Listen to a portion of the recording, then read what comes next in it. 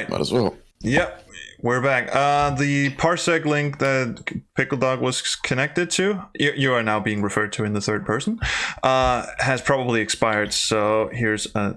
No, it's the same. It's the same parsec link. Never mind. So that should work again. Hi, welcome back, everyone. Okay, so I see, Pickle Dog alerted me to Rishkogol, that would be John Paul Sapsford, lovely person, writes fantastic music, has alerted me to the fact that there might be a setting in Mixcraft that prevents it from taking over, or that actually enables it to take over all the sound devices and such.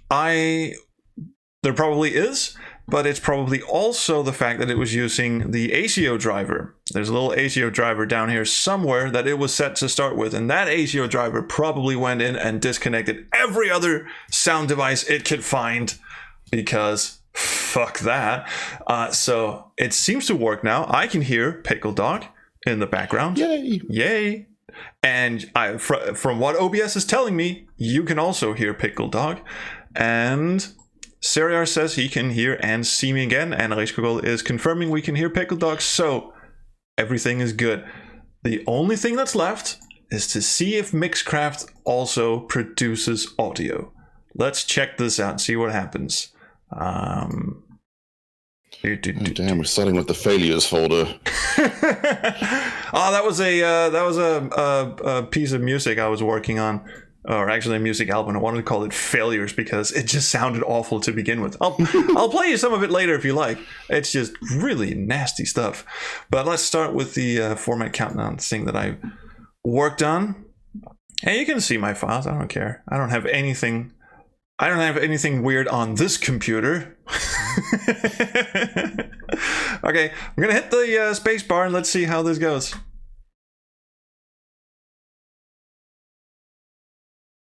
Okay, I'm seeing one thing that we should be concerned about, and that's the fact that the chat is not hearing anything, and that is because... Let's see. Let's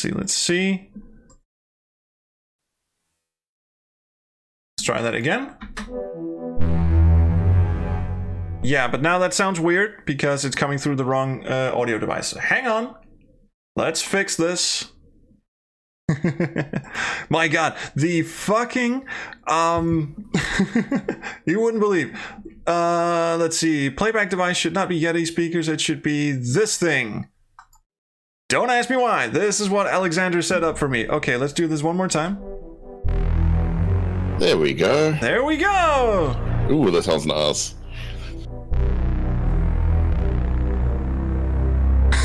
DJ SQH in the place. Oh boy.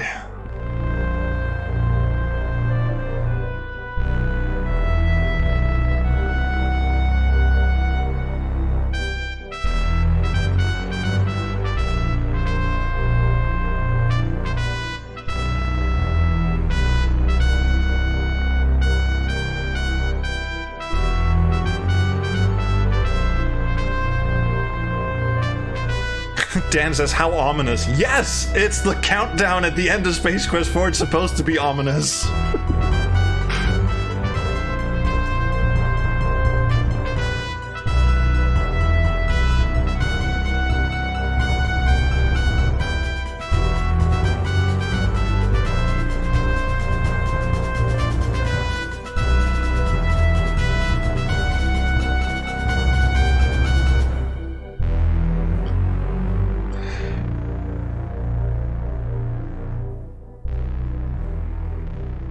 Right, so as I was saying, what you are listening to here is the original MIDI data. Data? I'm gonna say data. Because that's what Star Trek The Next Generation taught me. The original MIDI data from... Oh, there was a little fart at the end there. From the game, as recorded by Tom Lewandowski from QuestStudios.com, sorry. He recorded those a long time ago. Basically, what he did was just... through some sort of black magic, he would just sit his ass down, play the game, and then some software on his computer would record the actual MIDI data that got spat out by the sound card and would just, write this down. And if you don't know how MIDI works, I'm not going to bore you with it. It's basically just notation. You just shove notation into this thing and then you select what instruments you would like each of these little things to play. So for instance, this is the, I'm just going to solo this. This is just the flute at the start.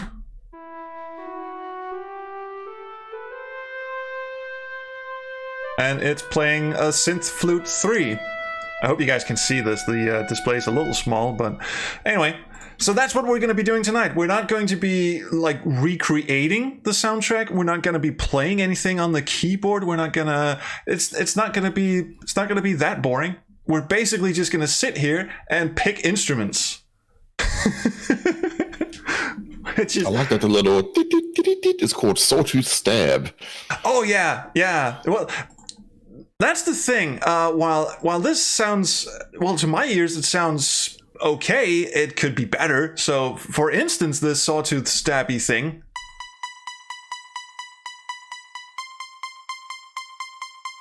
I don't know, it's not as punchy as I wanted it to be, but then again, this was all done in less than 30 minutes after the last Eurotrash takeover on Yar. Just open this up and I'll show you how easy this is. I felt like maybe we could like start with the opening theme and just work on that together, and then we can go back and fix some of this shit, because this sounds okay, but it could be we could fix a little some. For instance, this timpani thing up here. Let's just solo this dude.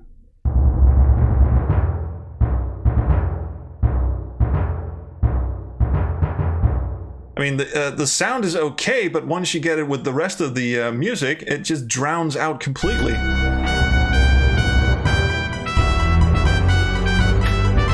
You can't hear it at all. So that seems to be being ghosted out by the Minimoog. Oh yeah, it is absolutely. So I need to find some way to make this a little more forceful. Like little tiny stuff like that. So once again, hello everyone in the chat. I see Marcos Vasquez on YouTube is watching. Sup, how's it going? Vocabra, Siriar, everyone. 14 people are watching this. That's pretty good for what we're doing tonight, I think.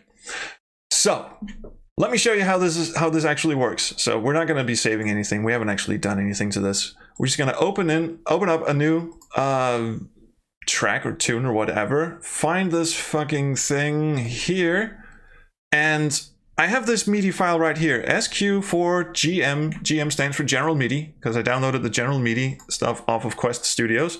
Here's the README file for it, by the way. This is, as you can see, the General MIDI version designed for Roland Sound Canvas, but that just means it doesn't load in, or it doesn't try to load in any of those weird MT32 patches that Ken would normally use in the official soundtrack.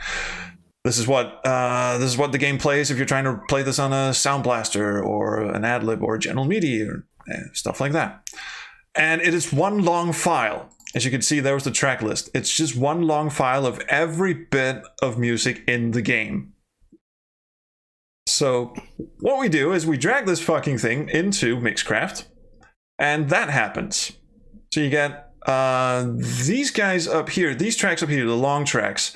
These contain the actual MIDI data, and the short little tracks here, I think, contain some sort of metadata. That is a hard word to say. Metadata for whatever audio you need to pass to the sound canvas. But obviously this isn't a sound canvas, it's just reading the raw MIDI data. So we can safely delete these tracks. They are not useful in the slightest. Whoosh, off they go. And fun thing about Mixcraft here is when you import General MIDI data, it actually assigns, it tries to assign anyway. It tries to assign instruments based on, I guess, what it assumes the track is. In General MIDI, there is a standard for, all percussion and drums have to be on track 10, and I don't know what it does. Maybe there's some like metadata at the start of these MIDI tracks that sort of assigns instruments on its own. Anyway, it's trying to do something. So if we just play the first bit of this, it's going to start playing the main theme of Space Quest 4 with instruments that Mixcraft has somehow picked that we haven't touched. So here we go.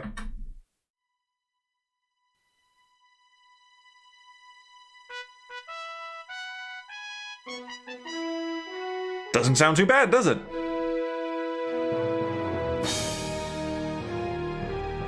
It's a little fast. Yeah, aside from the tempo, it sounds kind of like if you just played it on a sound canvas, too. Right.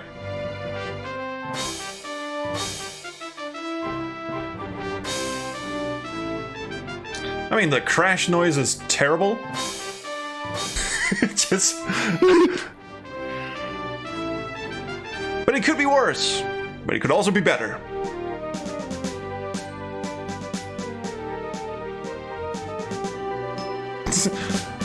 You're Alexing something a bit loud. Yeah, I'll just turn you down a little bit.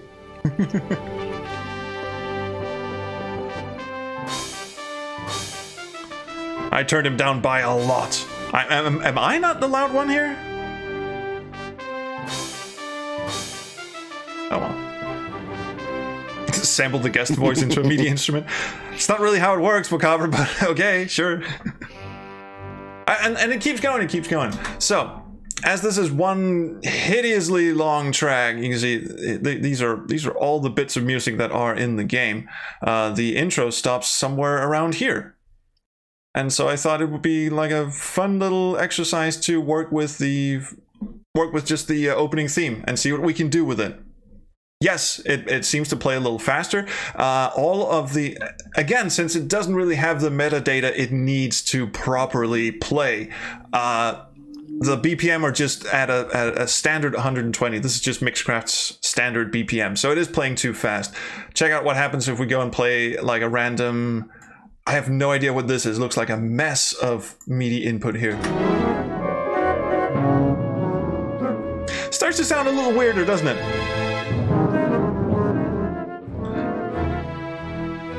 Oh, this is the landing bay on the supercomputer. What's going on in track 5 and 6 there? What is going on indeed? Well, since Mixcraft has no way of changing what instrument is being played on that track live, it just assigns them, like at birth, I would say. It just assigns them back here.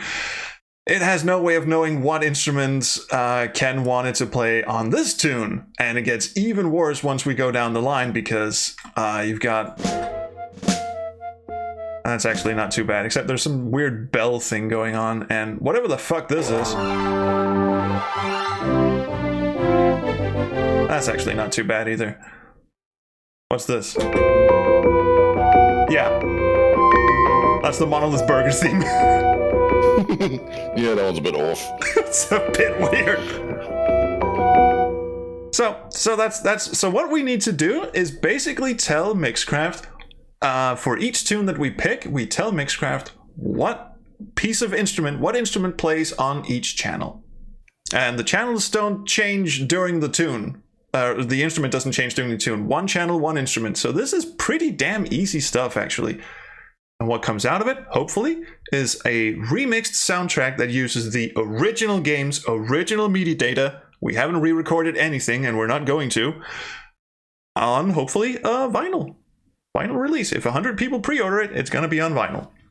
So that's what we're doing. Excited? No one is. Yay.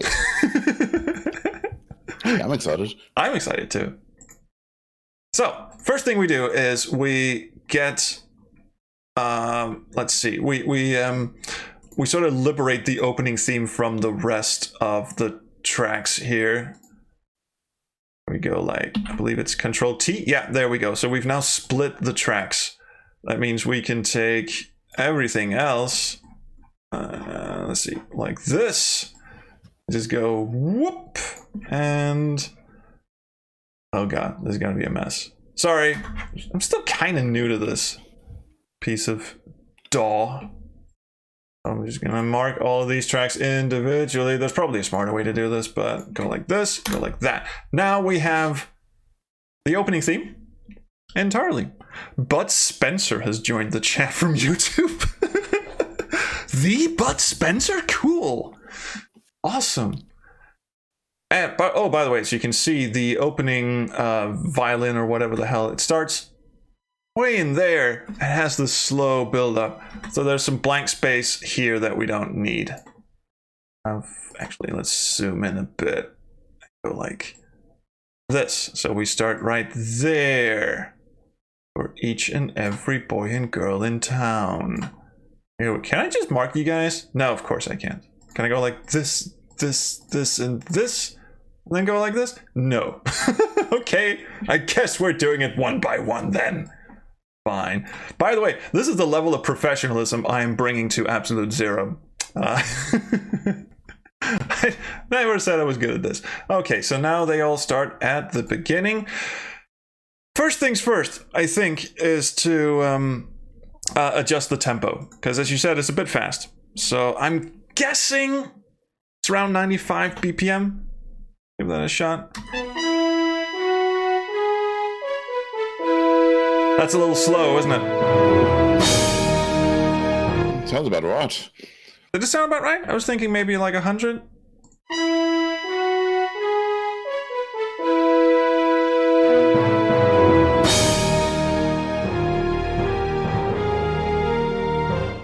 Is that... It's again, we are playing entirely by ear. There's no right or wrong answer. I'm just saying that sounded a bit closer to what I remember. Yeah, Lydia in the chat says the Walkman's coming back. I'm already seeing evidence of this. Yes.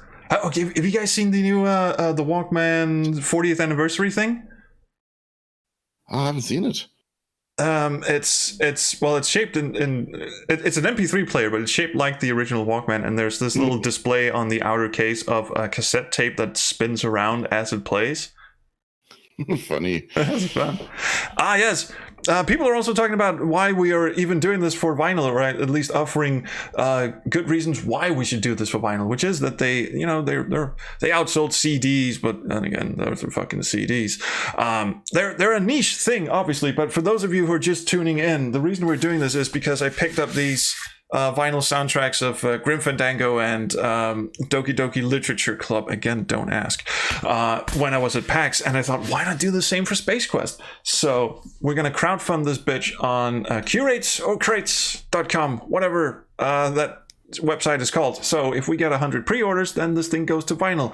But what we're doing right now is just simply making the music that might go on that.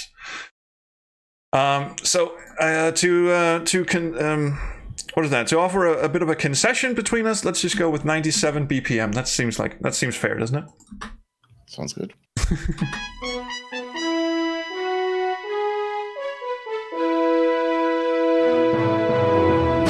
Yeah, that actually sounds perfect. Let's do 97. That's dead on. That's dead on. Right. Okay, so next thing we do... Sorry, I told you. I'm coming down with something. Excuse me. I'm terribly sorry. Shit. Sorry about that. Okay, the next thing we do is actually we just solo each instrument, and then we pick an instrument from the pack. And I don't have any special instruments or patches installed other than what Mixcraft comes with. Luckily, they got me Mixcraft Pro Studio, so it comes with a shit ton. And they're all customizable. So we should be pretty good as far as orchestral sounds go, and as far as synthesized. It even comes with a patch that sounds exactly like the Blade Runner saw wave. That Vangelis one? Yeah, you know exactly the one. Yeah. I've used that on a number of Absolute Zero tracks already. Gets Randall every time. Put more Blade Runner on this. Yeah, sure. I'll put more Blade Runner on this track, sure. So now we just solo each track.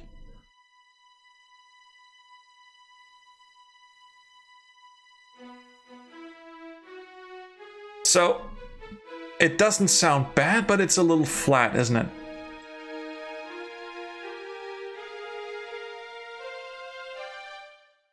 So let's pick, there's one called String Ensemble. Nope.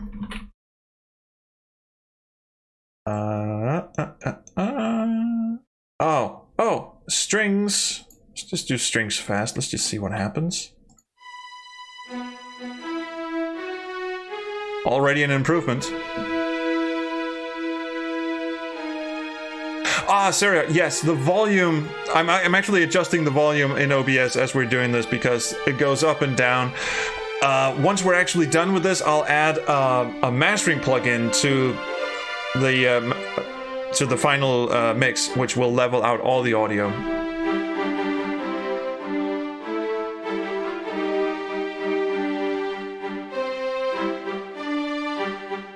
So it's already got a bit of reverb, but I just want to add a little bit more reverb, just because that sounds a bit more cinematic. A bit more again. I have no idea what I'm doing. I'm just messing with buttons.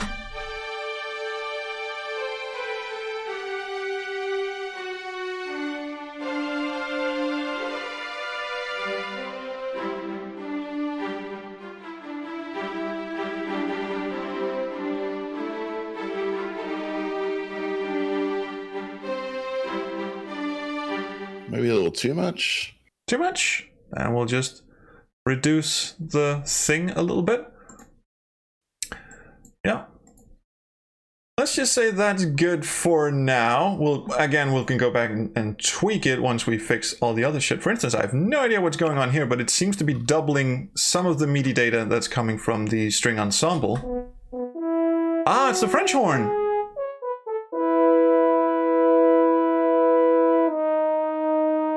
There's a much better French horn in here somewhere. There's a French horn ensemble, which I think is more like a stereo wide ensemble. Never mix reverb on headphones. Human Interact is completely right. Okay, a bit of a disclaimer. What we're doing now is not the final mix. I will go back and I'll tweak some of this, and I will listen to it on speakers, different speakers, and I will mix it so that it also sounds really good when it goes on speakers. And the final step is when you mix for vinyl, you also have to go in and I think you have to reduce some of the frequencies that the vinyl preamp will re-enter into the sound mix. Something. There's an Audacity patch that does this. So we will. Yeah. Sorry. Yeah, you got to work around the vinyl preemphasis. That's the one. So don't worry. We will do this right. What we're doing now is basically we're demoing. We're finding the right patches. We're finding the right sounds, and then we will perfect the mix. Perfecting the mix is really boring. This is the fun stuff. So if you're bored now, you should probably go away because it's not going to get any more fun than this. So we're going to do all of that. You're absolutely right, Alexander. So put these two together. That's better already. It's amazing what a bit of reverb actually does.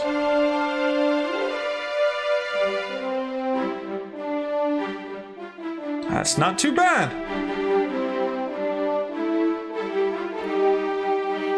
Just as an anecdote, I remember when hearing the Gravis ultrasound for the first time, part of me was a bit of, what's the fuss all about? And what's wrong with this thing? The Gus has no reverb, at all. Oh no, it can't do it at all. That must have sounded so weird. So it's great for the world's biggest mod player, but if you want to do any actual synthesis with it just sounds flat.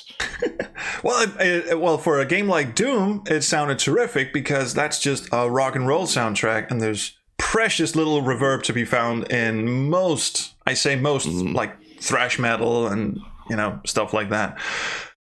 There was a bit of a reverb on what's that? E1M2.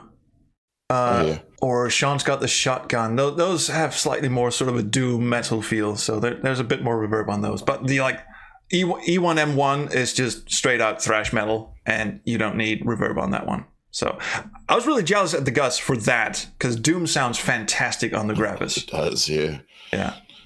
Probably not Space Quest 4. Oh, and if we're into anecdotes, later in life, I can't tell you when, but Pickle Dog recorded an amazing segment for Space Quest on Other Systems, the little mini documentary we were putting together, and he did Space Quest 4 on the Amiga. Oh, you're in for such a treat. It's going to be good.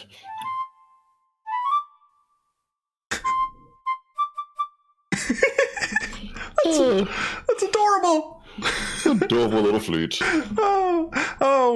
Let's give it a pan flute, see what happens. I know it's not a pan flute. Let's see. Oh shit. Oh, okay, this is a quirk with actually it's a quirk with me.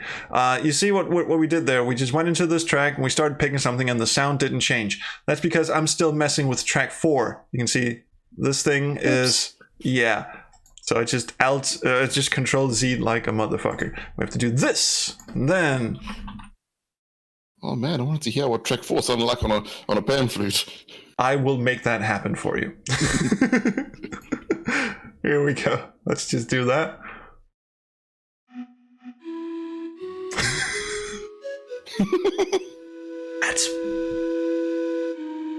That's very spooky. It's also like an octave too low, perhaps 2 octaves too low for a pan flute, really. Wouldn't be out of place in the Inca soundtrack. Oh god, that is a dude with a massive pan flute doing that. All right, back to the French horns, and let's do.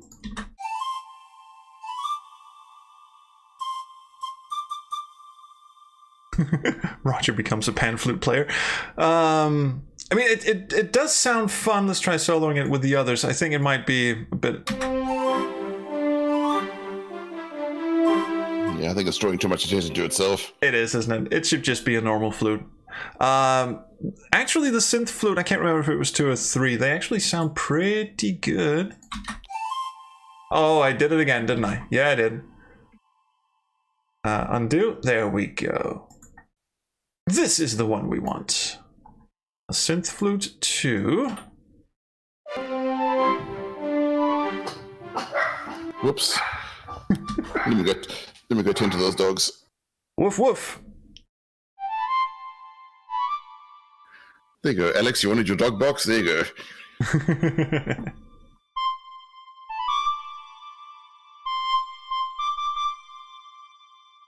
And it does have a very long reverb, but I think when you put them together...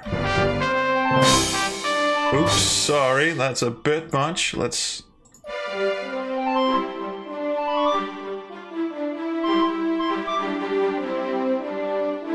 No, you're right. It still draws too much attention to itself. Is there like just a standard flute? Let's try this one. That's more like it. A dog playing the flute.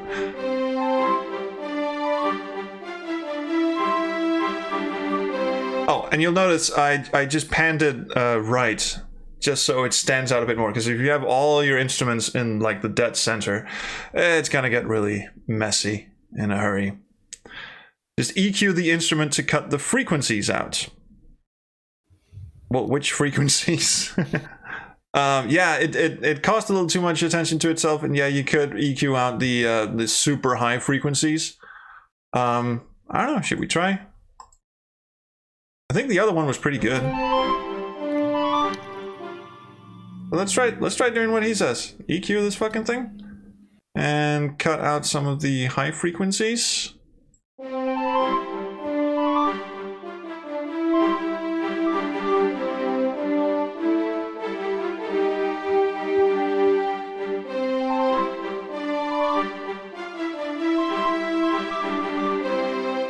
mean, it's not bad.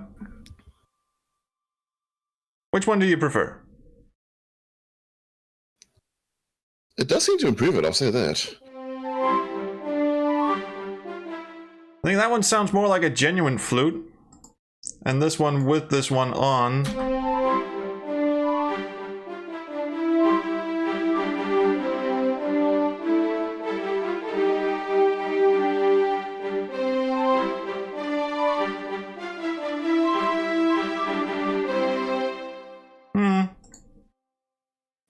I think if I were to pick, I'd probably just go for the standard flute. It just sounds more like an actual flute.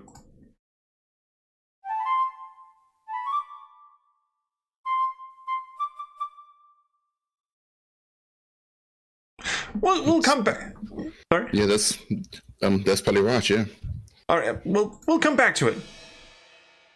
The instrument track, this is going to be a tricky one.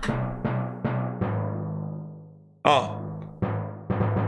I didn't know it started out with the Beethoven's Fifth.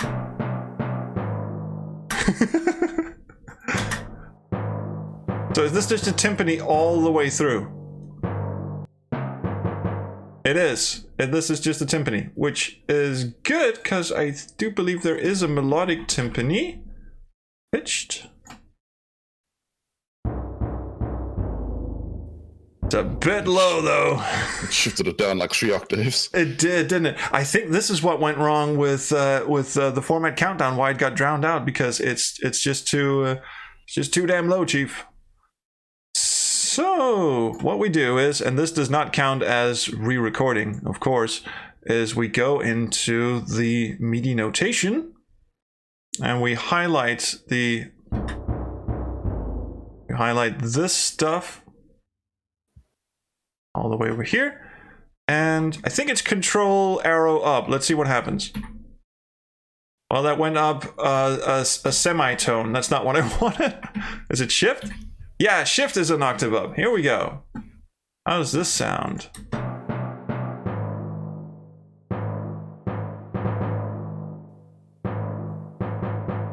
That's a bit closer. Let's try another octave. See. Oh shit! What did I just do? Try another octave. Nope, that's ridiculous. It sounds like it was just 1 octave off. This might actually do it. That's gotta be it. That's gotta be it. Let's try that together with these guys.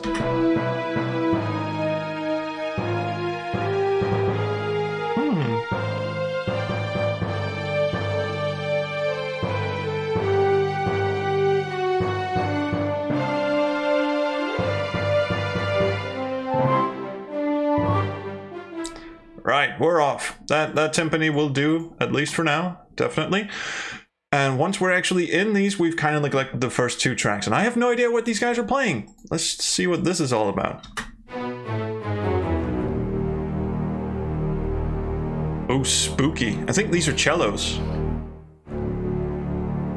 That is an ominous cello. That is let's make it worse. Stereo cellos. Oh, yeah. Oh, I think this one is really messed up. No, I was wrong. That is not messed up in the slightest.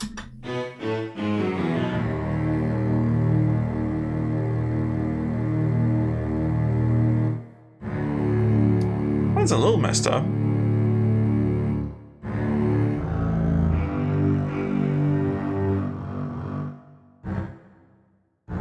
Okay, just for clarification, a cello can't actually do that, can it? I think it's a double bass at that point.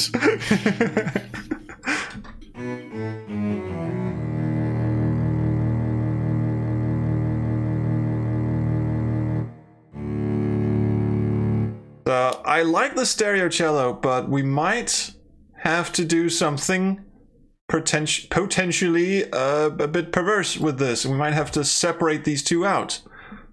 Because as you can see, there's essentially 2 octaves going at the same time. And I think the top octave is the actual cello, and the bottom one is something else entirely.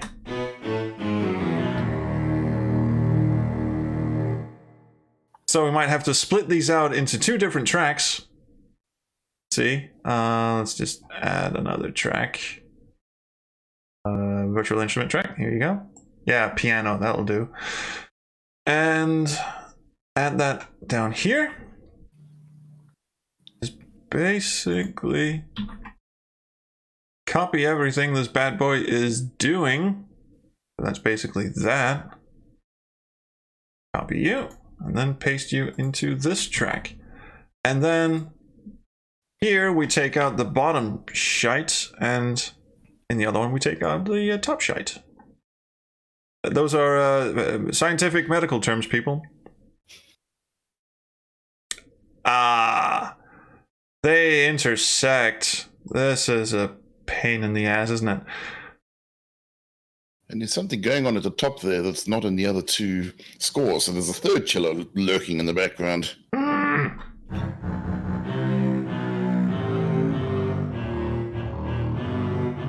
Yeah, they aren't exactly the same either. Right, but it's not as bad as I feared it was. They are separable.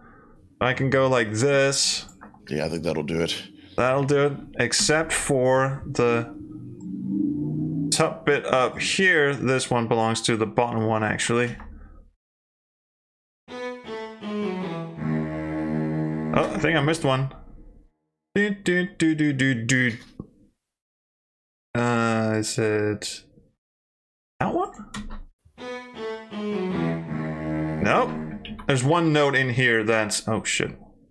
One note in here that I accidentally deleted. Oh, it's this one. It's this little guy. This ought to do it. Yeah, there we go. There you go. And then whatever the fuck is going on over here.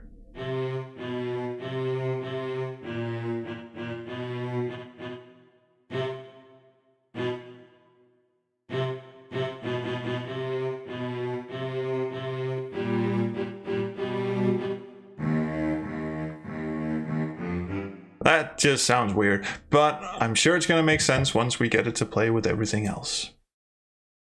So now let's work out what this should be, because it definitely should not be a piano. Although it could be fun to hear what it's going to do as a piano. That's actually not bad. But it was probably intended to be a stringed instrument. Pianos are strings. Well, yeah. Well, they technically are. You do have a point, yes. But let's try some strings. Let's try some, like, all strings, I guess?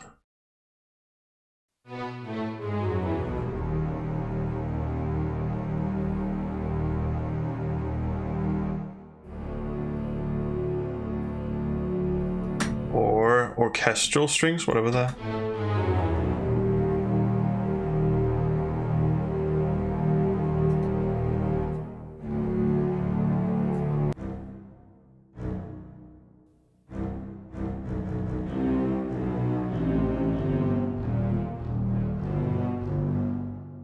This is gonna be bass heavy as all fuck. Let's try and put all that together.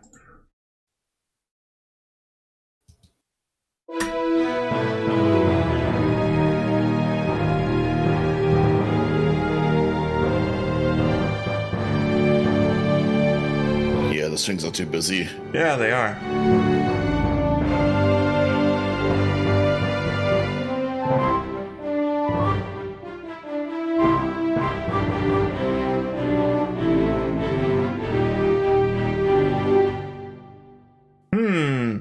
There's something funny about that clock.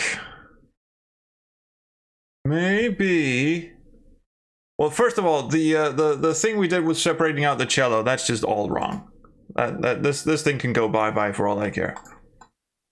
We need to somehow make this double-tracked thing work, and either we knock it up an octave,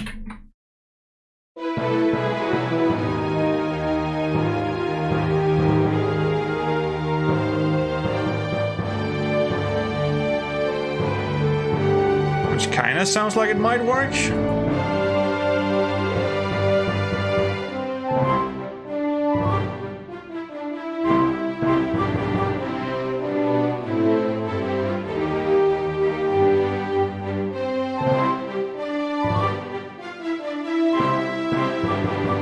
That actually doesn't sound too bad.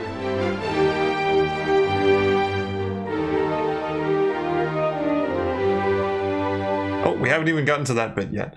Yeah. It sounds like a nod at the symphony now, though. It's not sure if that's what you're going for.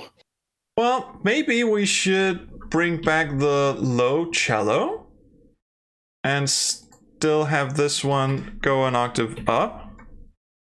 So we still have the low stuff going on.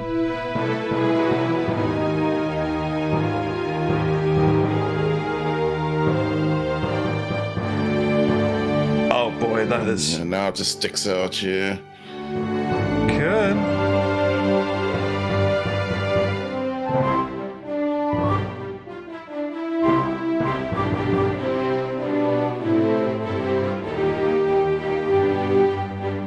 It helped a little. There's something wrong with the orchestral strings patch. I think that's what's causing us some trouble. Huh?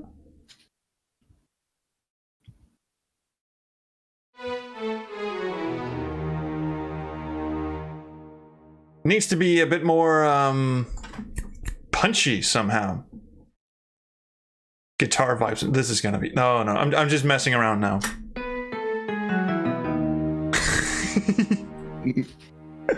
That would be so cute. Just do the most fucked up remix you could have. Let's mess with some synth strings, see what happens. That was terrible. That was even worse.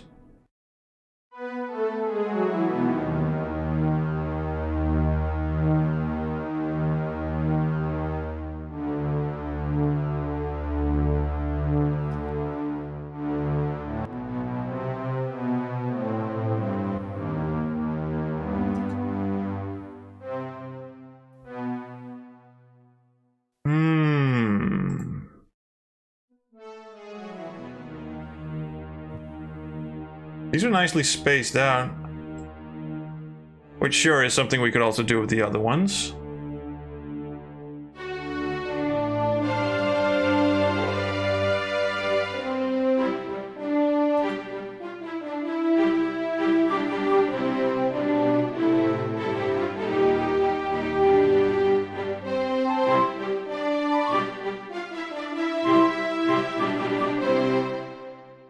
No. Still not quite what we're going for. I'll take suggestions. Plastic strings. What the hell is a plastic string? Oh, RIP headphone users. Why is there like a clink sound before they... Yeah. That's weird.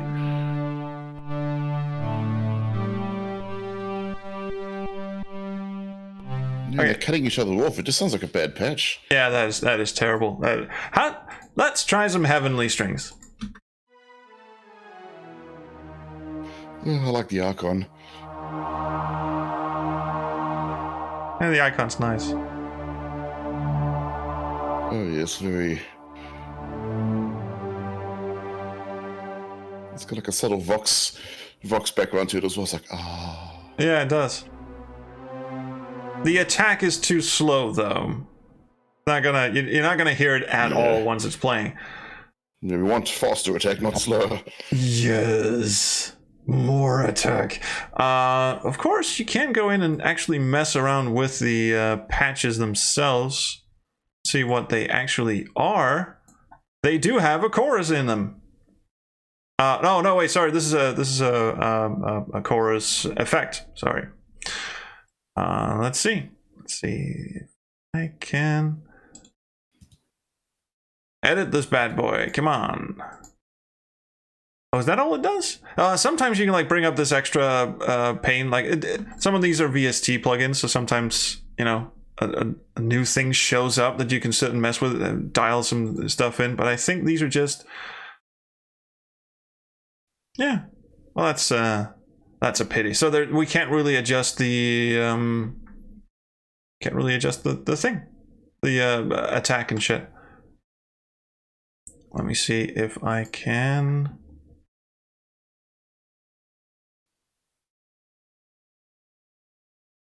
Brilliant. Dang. Sometimes the thing I'm looking for is sometimes the instruments sort of stack on top of each other, like they've used 2 or 3 different VSTs to produce the desired effect. For instance, here they have 2. They just have. Oh, these are just standard. Holy shit! These are just GM instruments, yeah. These are GM instruments. I recognize the order of these, and so did Pickle Dog, evidently.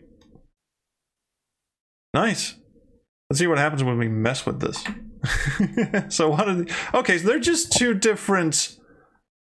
Okay, because they're octave strings. Okay, hang on a bit. Let's do this. And let's do acoustic instruments and add something provocative, like the, where'd you go? Oh shit, where'd you go?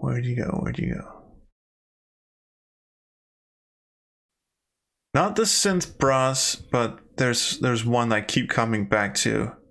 I can't freaking find it.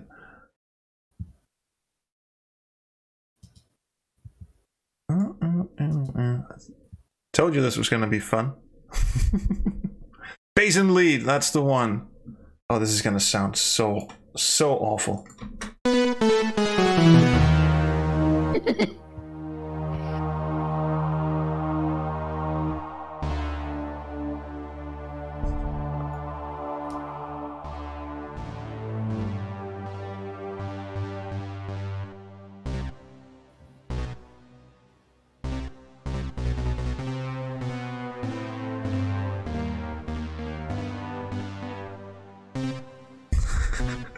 What is this? Bleep, bleep, bleep, bleep, bleep, bleep, bleep.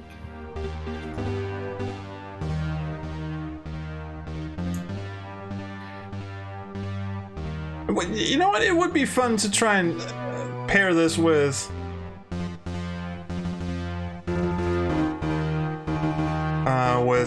fast string.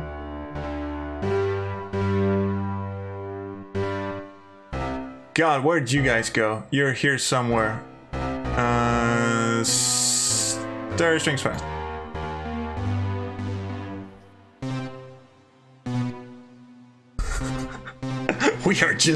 We're just messing this thing up for everyone. Everyone's childhood is ruined now.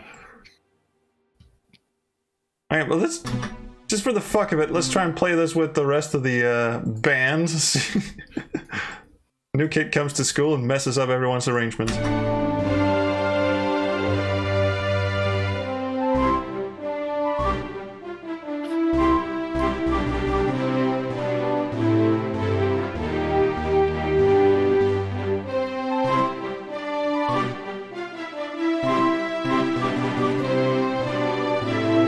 It just sounds like somebody patched the wrong synthesizer in for one of the channels.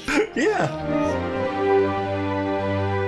But what would happen if some madman went in and took the octave down?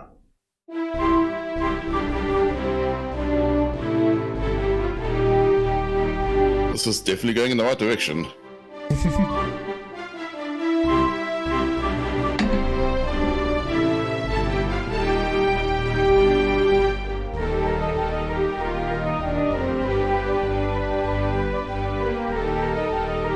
I mean, I've been adjusting the volume slider a little because you definitely don't want this thing up front, but...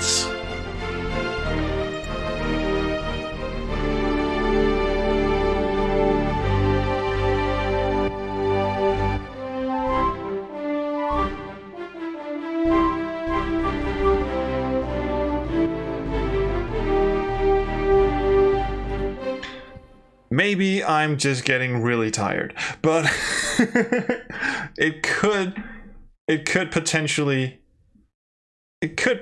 work. Let's see what happens if we duplicate this and just say this one is the city stab thing, and just have this one be. I'm gonna remove the string part of this string thing. And I'm also going to take away the octave playing, because that, I think, is what's killing it. Or at least somewhat maiming it. Hang on, can we have some more? There we go. So, if we take away the top bit, that would be this, and all of this shite here, and pretty much all of that.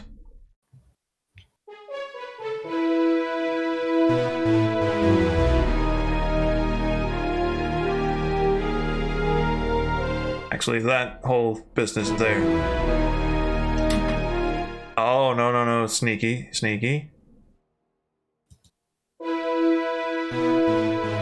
Oh, excuse me. Oh, I know exactly why. I was like, I deleted those bits of notation. Why are they still playing? That's because we've got little brother over here messing us up.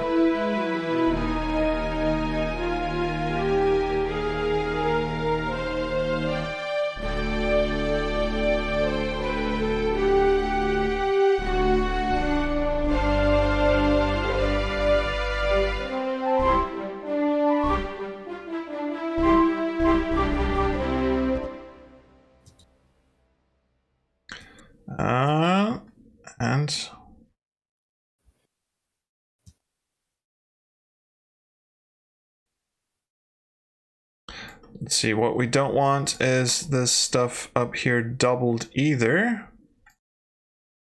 Can you go away, please? Hang on, there's some more double stuff over here. What are you doing to me? Oh, where'd you come from? Get off. Let's see, these guys. Off you scoot.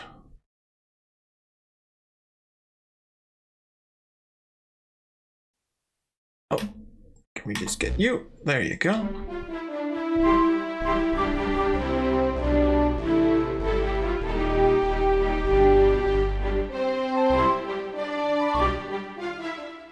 You guys actually need to be an octave up.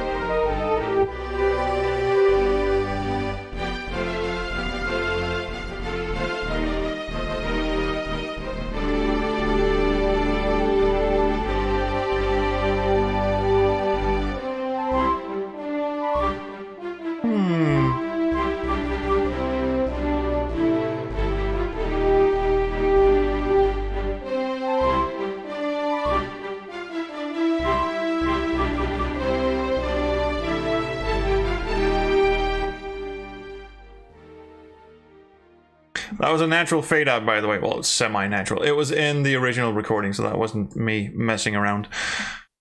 I think I might keep that just to see how it plays with everything else, and then wonder what the hell to do with this thing. Maybe just turn this into actual strings, the fast strings or whatever.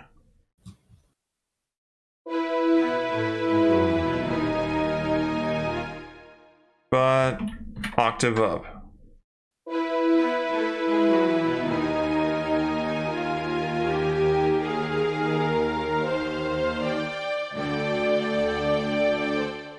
Which means that we now have this thing doing the actual bass part. Check this out. I like it. I mean, that was borderline boring to watch, but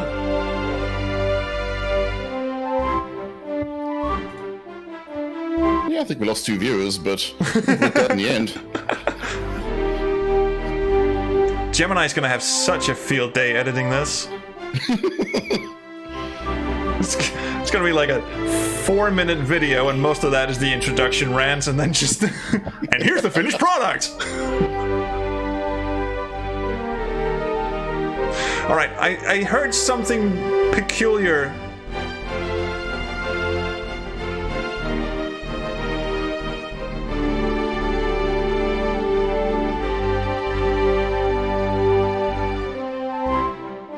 One of those strings got a little too excited around this part. I don't know which one it is. Could it be... Well, it could be either one of you guys. So... Strings fast or strings fast? It's one of you guys. Who's doing it?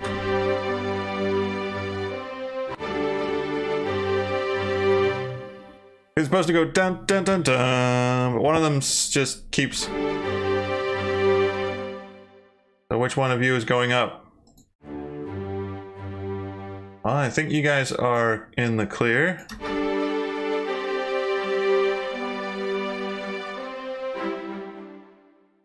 This is the one. And it pains me to say that it sounds wrong to me. It sounds wrong that it stays, that it has that upper note around here. That D right there. I know what you're thinking. There we go. Let's try and take that out. That's how I remember it. Am I wrong?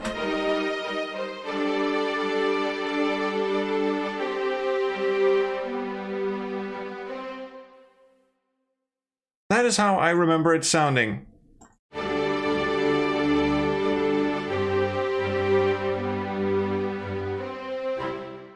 And then we can have the actually, you can just wait until then. Just a measure later or a bar later, whatever. I don't know musical theory. Hang on.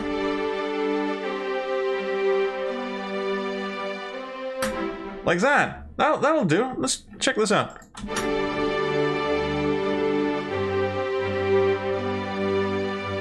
No, this does not. No, this does not need to be there. That D has to go. Sorry, all you D lovers out there.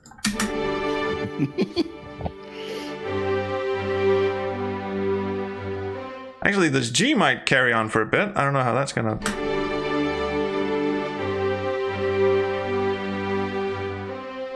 I am okay with that. That sounded right to me. I am...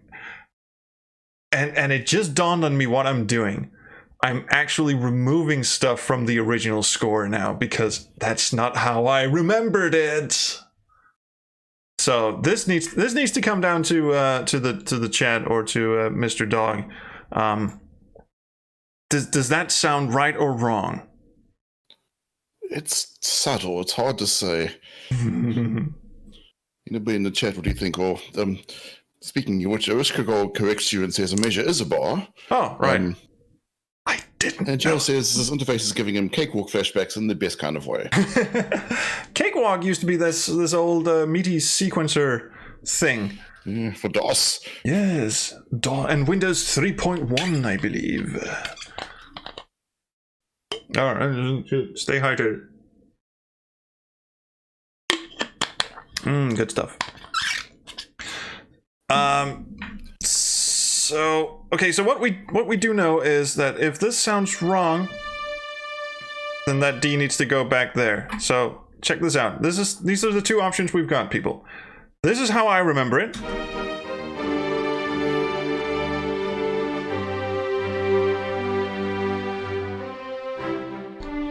Okay, the bit we're looking for is when it goes dun dun dun dun. So it goes down. The notation would argue differently. It would actually say that it goes like this.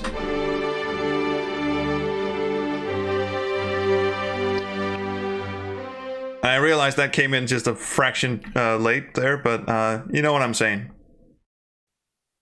Goes in the D sounds extra, and yeah, it does. Doesn't quite put my finger on why.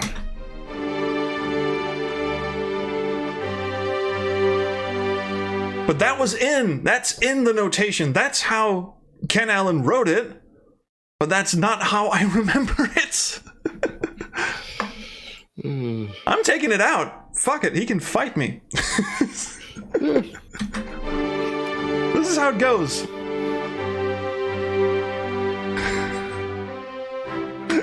He could totally take me, he could. Alex is having fun. Yeah, big Scandinavian guy talking about where he's gonna put his D. 5 out of 5. What you gonna? Right. Okay, so this is gonna come back to haunt me. I might have words with a certain famous composer of soundtracks, but that's I'm calling it. Okay, we have to push forward. So, what is this thing? It comes in here and there. It's a very short little bit. Ah! Those are the best! It's a glockenspiel! Oh, that is adorable. We must mess with it.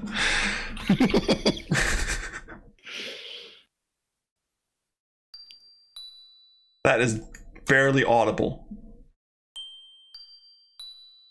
Now that needs to be more. Be more. Let's do that. Oh, no. This simply will not do. It is that little twinkly sort of noise. Is there some twin fiddles? No. Let's see. What have we got?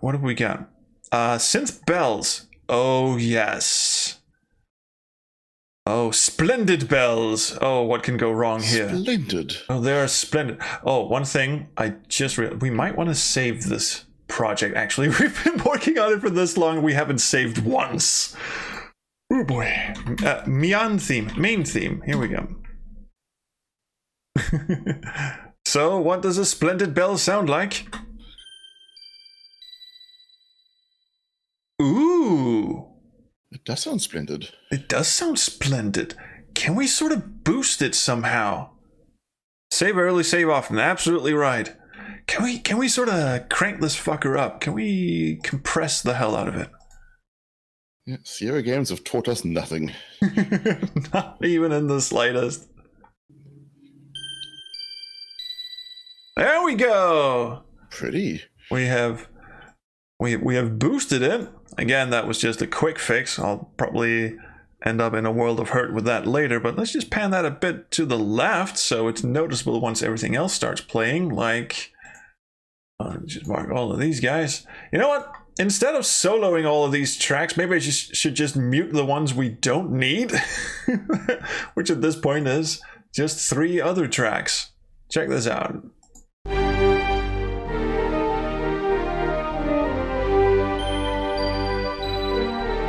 It's a bit loud, but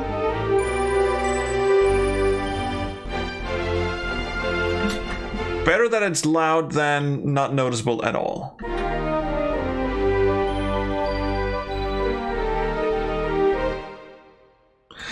So the question is it too splendid? What's a shimmer bell?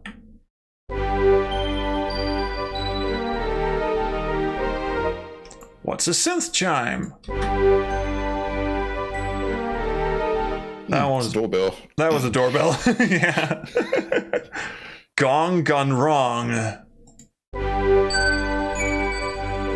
Yeah, that was. Still going. It is. What the fuck was that? Crystal. Let's do crystal. Wow, that's bright. That is bright. That might actually. Let's take the compressor away from it. So it's not right next to our faces. Sounds a bit closer to what I was imagining, to be honest.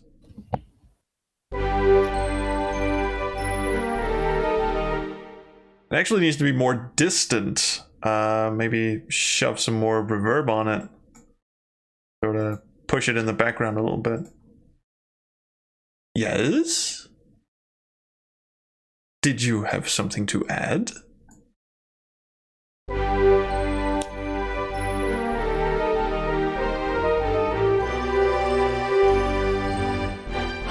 No, I was wrong. I accept that I was wrong. Let's go back to the splendid one. This is actually the best one we got so far. Human in Track says you'll find with a bunch of modern tracks, they don't sound right unless you compress the hell out of it. It will change the sound of a lot of things. This is true. We are also, like I said, we're gonna add a mastering plugin to the master track at the end. So right now, all the sounds are actually just playing at their normal volume. We will do a mastering track. We will do a pitifully quick and dirty mastering at the end once we've assigned all the instruments, and it will boost the volume of it. It will sort of level it out, but we will not be participating in the loudness wars. I say, especially if you're going to vinyl. Oh, especially if we're going to vinyl. Yes, but we will not. There's going to be dynamic range in this. It is, after all, first and foremost, it is a soundtrack album. Get a paid guy. What part of communal crowdfunding did you misunderstand? If we want to, we could hire a professional guy to just remix the whole soundtrack, but we're not. I like the splendid bell. Let's keep moving. Actually, what's this?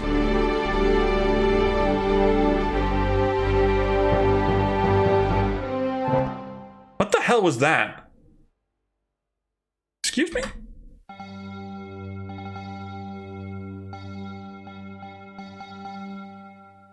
It's like doing little triplets. Human Interact says MIDI has like 16 steps of volume, and this is all true. This is all true. But what we have here is like the raw. What's it? Not the raw instrument data. The raw notation. I don't know. It's just no one's messing with the volume knobs except for in the fade outs, but the fade outs don't sound too bad. Anyway, what the hell was this? I want to single this out and give it its own audio track, because that was just weird. Here we go. What are you? And how can I fuck you up?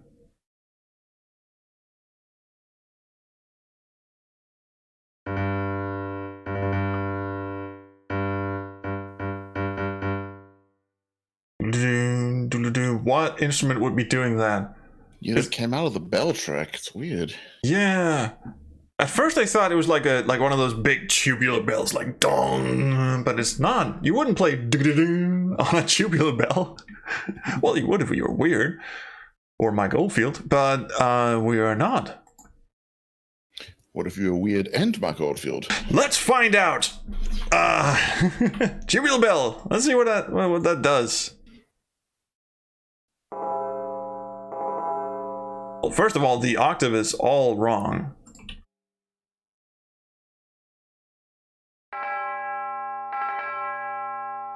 That just sounds so strange. Look for a program change before that in the MIDI. I don't know how. I don't think Mixcraft imports the instrument changey instructions in the tracks. It doesn't do that. That's why earlier when we listen to stuff that comes later down the line, it just sounds really, really weird.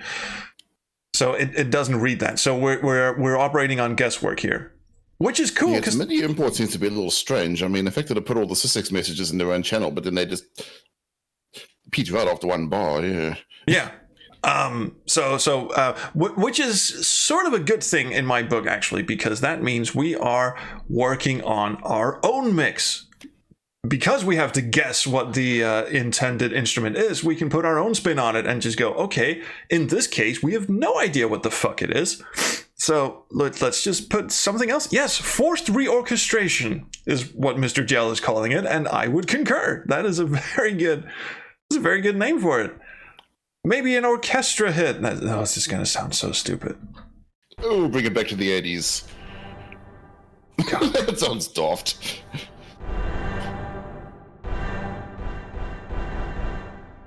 Oh, that is just awful. Make a maximum 80s version, change out to cello for an orchestra hit. I have no idea what that was supposed to be.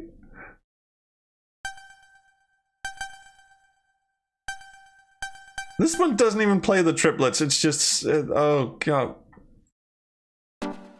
No, we're not doing that. Maybe, oh, you know what? Let's do something incredibly awful. Bring in the taiko drums.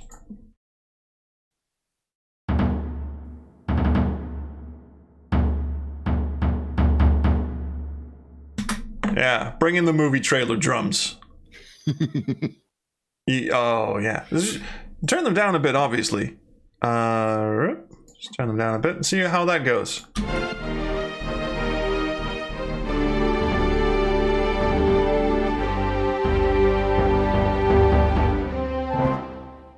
Actually, bring them up an octave, because I could barely hear that. No. What have I done? You've created a monster. I have. That was so bad.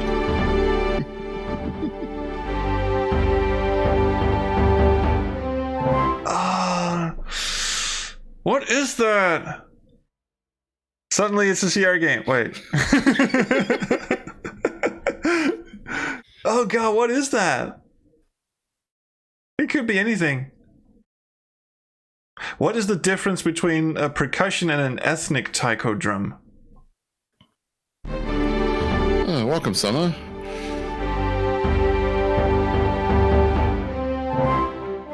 I think it means that it actually plays. It's actually tuned chromatically, like it actually plays notes.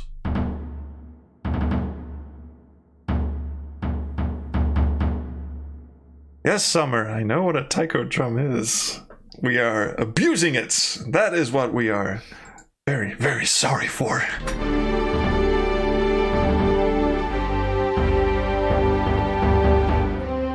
What if I like push it out to the side? Nope. That's even worse. Now it's just tickling in my right ear. That's bad. What do we do? What is this? Maybe it's just like a tom. Oh yes. 808 tom. Oh yes. Yes, an 808 tom. This is gonna be grand. Check this shit out.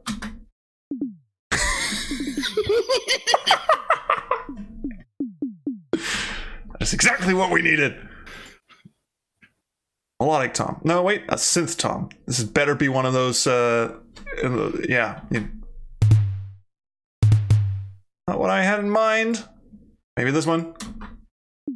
No, that's the same thing. I was thinking like those really 80s 909 drums. Oh yeah.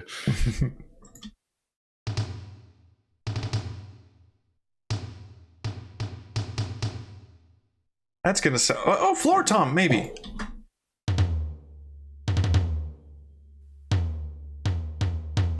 You know what? I'm gonna give that the benefit of the doubt.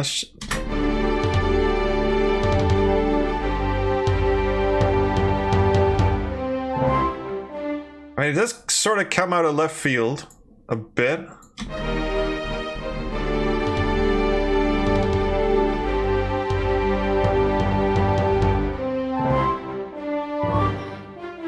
It's definitely going in the right direction, though. And it's getting there, but it's a little. Not there yet, yeah. What happens if we lower it an octave?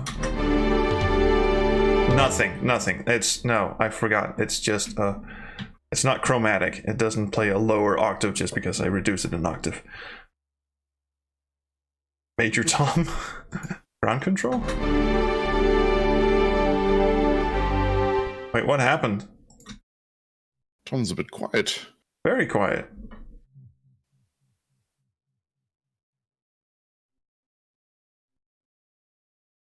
I'm reducing and raising the octaves just to see what happens. Oh, this one doesn't say a thing.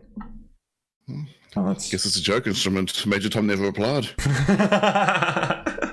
I like that.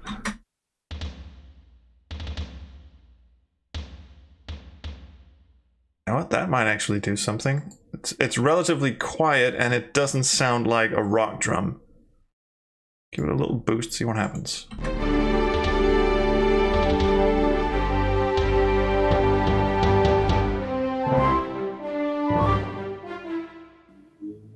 It just sounds so weird just coming in out of the blue. Like all of a sudden we've got one dude playing the floor tom for 2 bars and then off he fucks.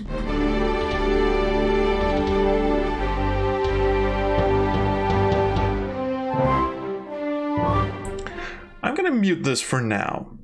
Let's assign the last 2 instruments and then come back to this.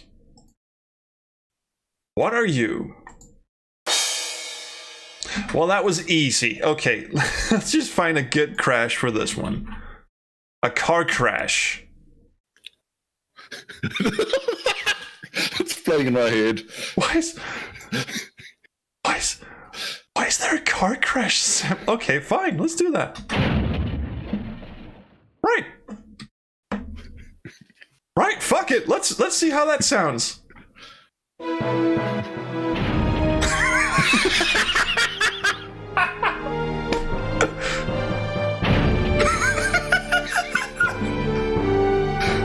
Perfect.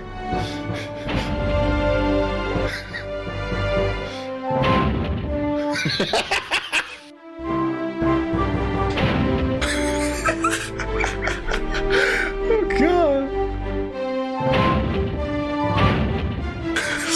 many cars. Oh crap. Best Quest 4 Michael Bay edition. Oh! Oh god.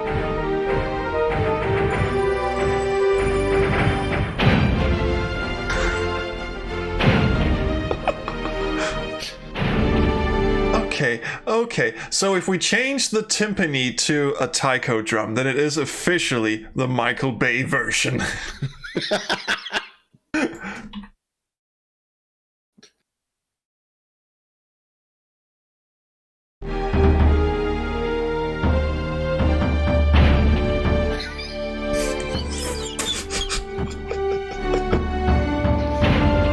What have we done?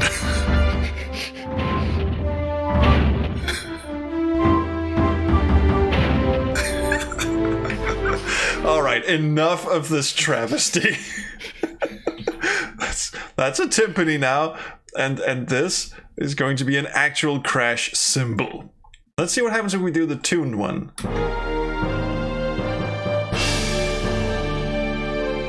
Because he's got a bunch of shit going on over here.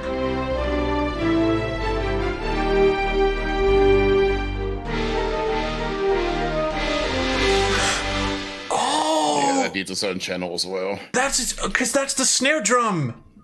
There's a snare drum on this track, and that's the one that's buried on the. Oh, so this is actually. Is there like an orchestra? Sorry. This must have been the old track 10. Yeah, this was the old track 10. So a drum kit. There's got to be an orchestral drum here. So yeah, there we go. Oh, 9-inch drums. Oh, I want to play with you sometime, but no. Let's stay focused. There we go. There we go. Bit loud, but we'll fix that. Fuck. You were supposed to be a crash cymbal.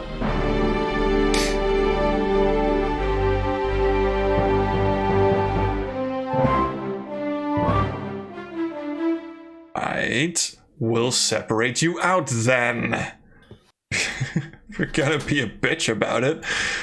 All right, so crash cymbal tuned. That seems to be pretty good.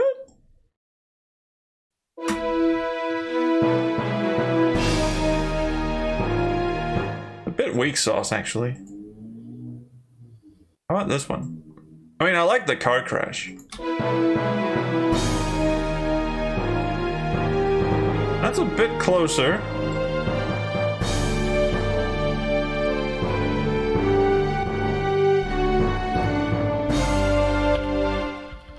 One thing I'm really worried about is because, sorry, excuse me again, it's the oncoming cold.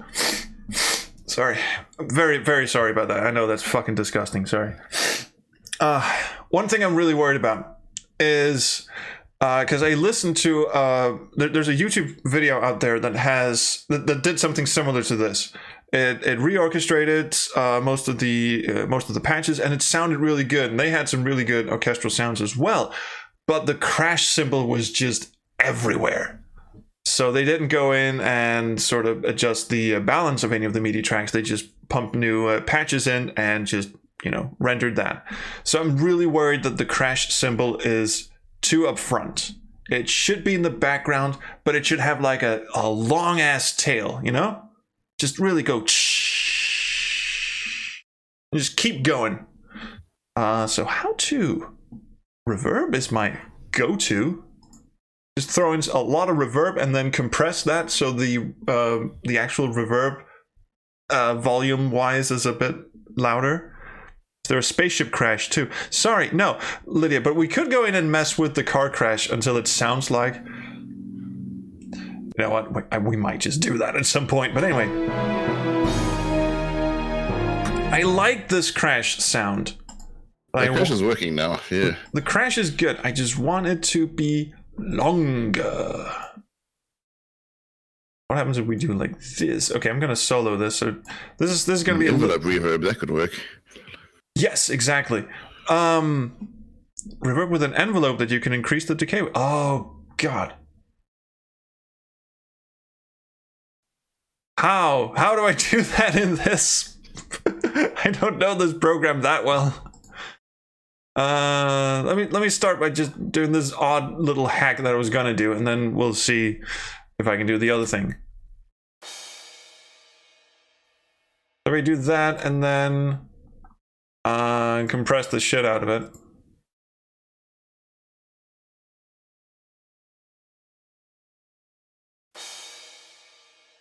Not quite what I had in mind. Oh shit, sorry, wrong compressor too. Let's get rid of you and add this guy in. This one was pretty easy to understand. Just go like that.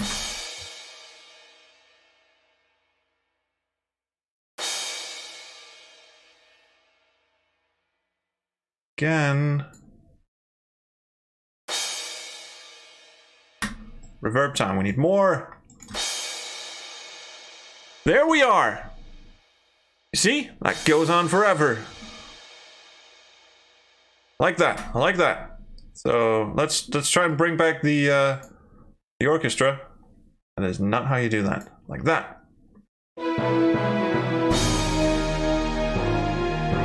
Let's make that a bit lower. You see where I'm going with this? That's nice. It's actually, the attack is a bit much. I fucked up on the attack thing, so this early gain needs to go down a bit.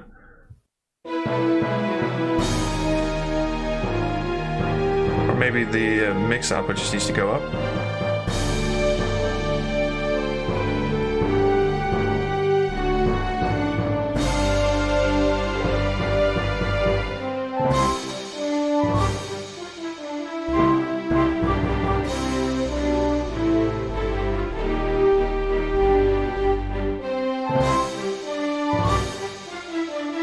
Trouble is these later crash cymbal strikes need to be shorter.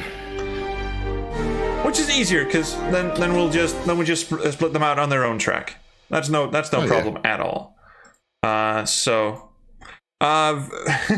love the fact that we have a professional musician in the text chat, Arish Kogol. John Paul Sapsford, he did the music for Ramp It Up, the Adventure Jam game we did last year, and runs his own music school, for fuck's sake. He's in there giving me good advice, and I'm just like, I have no idea how to work this program. This is the level of professionalism. By the way, 100 pre-orders is what we're looking for, ladies and gentlemen. Oh god, I am robbing people blind. Okay, so let's do. Where did all the data go? There it is. You're getting it to work just fine. Well, I'm trying. These are the ones that need to be shorter. Good. Let go of your hatred. Let's get... I don't know where that came from. And you are a bit of snare drum action, and you are back to being cymbals. Yeah, well, you are officially George Lucas now. You don't like the original material, you're changing it. Exactly. Like, I have no idea what this thing is. I still have no idea what this thing is. We'll workshop it. No one knows. Oh shit, I accidentally added you in there. Okay, so shorter cymbals. Boom. Have you be le crash cymbal, and maybe just leave it alone. Maybe.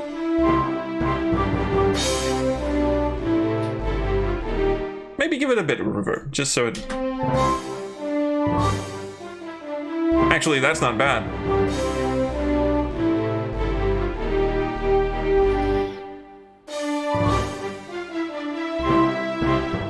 Yeah, so you got the long... Okay, let's listen to these like in... There's a Danish phrase for this that I'm trying to expertly translate. In succession. That's the word. Hashtag second language. All right, in succession. Let's listen to this in succession. Shut up. Just hit play.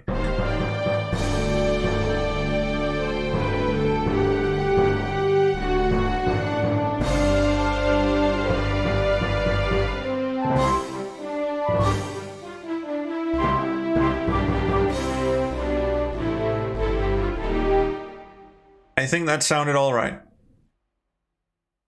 Could be wrong, but I think that sounded all right. I'm gonna call this short crash symbol and long ass crash symbol. Then we're gonna need an extra track for... The mouse wheel does not do what you think it does. That's why the thing keeps zooming in and out. I think when you have your mouse here, I would assume the mouse wheel would scroll this thing up and down. So when I scroll, it should go like this, right? But it doesn't. It zooms in and out. Look at that. I have no idea why it does that. And by the way, my cursor is over here. My mouse cursor is over here, but it insists that I go check out whatever it is that's on the end of the track. I don't know why it does that either. So let's go and find out what our... there we go. What our snare drum should sound like. You would be my little snare drum. Yes. All right, we are really losing it, so... Oh god, is this gonna be like a... Oh, this better not be like a rock snare drum. It is. It kind of is like a rock snare drum. Shit, have we got something better? Oh, yeah, the... where the fuck did you go? Drum kit. Actually, drums. Do you have like just a... Nope. But we did have the drum kit, the orchestral drum kit.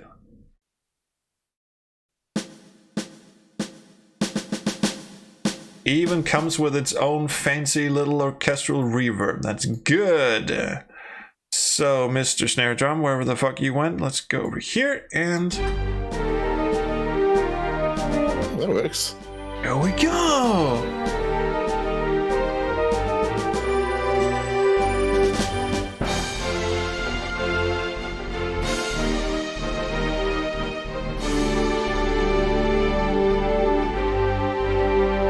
And these need to be shorter symbols. So here we go. Mr. Gel briefly tangents to reason. Propellerhead's reason made me want to throw a cat through plate glass is a bit of a metaphor. I actually, and this is true, the first the first music program I started out with were trackers, impulse tracker, scream tracker, that kind of stuff. Actually, that was the reverse order. I started out with Scream Tracker 2, then Scream Tracker 3, then Impulse Tracker. But after that, I met a lovely man who introduced me to Propellerhead's Reason and said, here, use this instead. And I went, this looks very, very confusing. But I sat down and I worked with it and I actually figured out how to make noises in it. And I actually produced a couple of, well, I say albums. They're just a collection of really stupid songs, or stupid instrumental songs, really. But I actually got kind of good at Propellerhead's Reason. And then later I switched to Ableton Live because, again, this, the dude I met was in, we started an industrial rock band together, which I thought, we thought we were kind of good at the time, but we weren't really. But anyway, we started producing our music and we were using Ableton Live, but we were making a lot of the instruments in Reason because you can like import your own synthesizers and just tweak knobs until they produce the exact, kind of like what AdLib Tracker does. Like you just tweak all the settings until you get the sound that you're looking for, and that's what Reason is really good at. And you can like connect different synthesizers to different effects and like build this gigantic rack of shit. So yeah, so we had a lot of fun with that. And I actually, there's an Alchemy album that I did where all of the, or at least most of the drums and most of the synths that I use were made in Reason and then pulled into Ableton Live, and then, you know, the album was created that way. So a combination of the two. So I was pretty good at Reason. And I do have, I promise this is the end of the tangent, I actually found in a thrift store somewhere a digipack containing the 3 CDs that Reason 3.0 came on, which is oddly enough, funnily enough, the version of Reason that I learned. So yes, the Maelstrom synthesizer is really, really good. I don't want to use it as a VST. I don't want to use it as a music production like a DAW, like a DAW. I don't want to use it as that. I want to use it to make weird sounds and then pull it into something like Mixcraft or Ableton Live and just do stuff that way. I'm terribly sorry for boring everyone. We'll get back to Space Quest 4 now. I'm sorry. Play more. Yes, I'm sorry. I think we're almost at the end of this. What the hell is this stuff right at the end?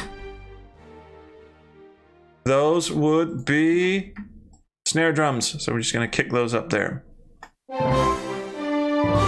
And you guys need to be long ones. So, oh, there's one more track that we need. And that's the top one here. I have no idea what this is. Well, pretty integral, essential bit of sound, I feel. It's this little singular trumpet. A majesty trumpet. Pray tell, what does a majesty trumpet sound like? Yes, I'm very sorry. I wrote a naughty word in the search bar. I'll just complete it. There you go.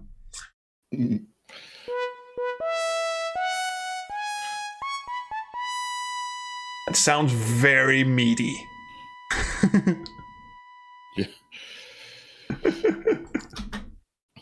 And not at all like King Graham's going to come out of it. No.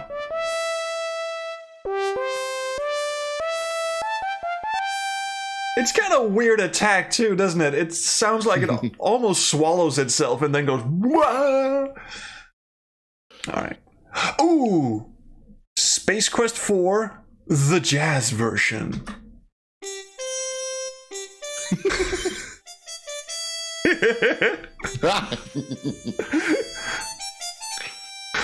Cheers, last of 23 in the chat. Thank you. I am very happy that you're here. Water the Boy came into this late. Are you making the soundtrack from scratch? No. Glad you asked. I would love to reiterate this because this is very important. We are not we're not re-recording anything. We're using the original MIDI data from the game as recorded by Tom Lewandowski. We're importing that in here and we're simply picking new musical patches, new instrument patches for each of the tracks.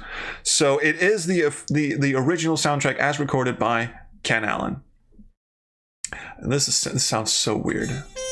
I love this. But let's do a trumpet instead.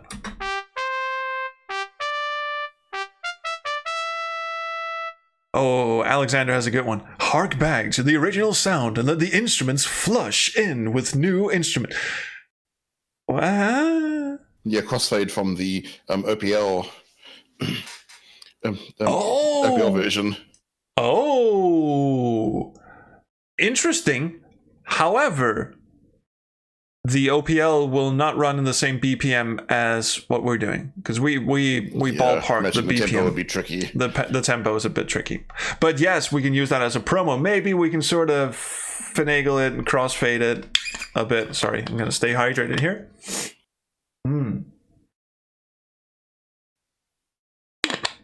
It would be fun actually to record the original OPL3 soundtrack, and oh yeah, we could tempo stretch it. That's true. Or we could just do a crossfade. The opening is very sort of slowish. Shit, I got that soloed by the way.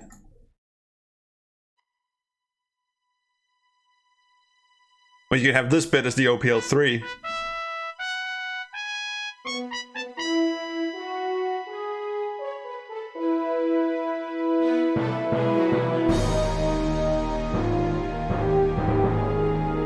So we need to do something with the trumpet here because he needs a bit of reverb. He's a very lonely boy. He needs more friends, and the friends are going to be this kind of friend. Ooh, that makes all the difference. Oh, it does, doesn't it? Reverb makes all the difference. You heard it here first. And further down the line.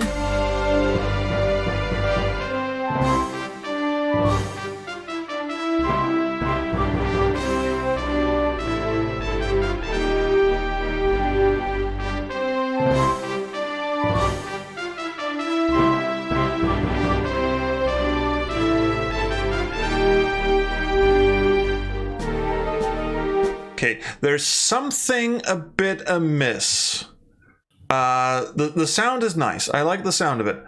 the strings are sort of drowning it out, which makes me think that the first bit here needs to be on its own track. Actually, what am I doing? We should just... Hang on, stop it, undo. We should just duplicate this guy and go like this. Because that guy needs to be loud and this guy needs to be a bit soft. Alright, because if he's any louder, people are gonna go, what the fuck just happened? This is all good. One of these string things is too loud. It's drowning out everything else. I'm suspecting this to be the one.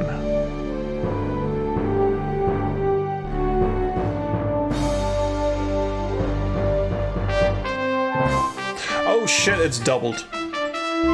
Didn't mean for that.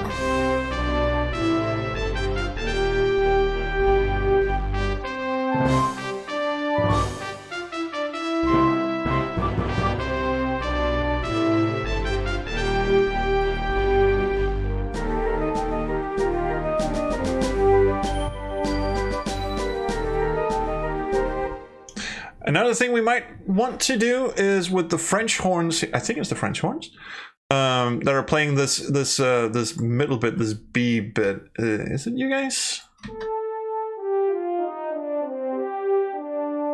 Might want to put those on a track of their own too, because they get a little drowned out, just a bit.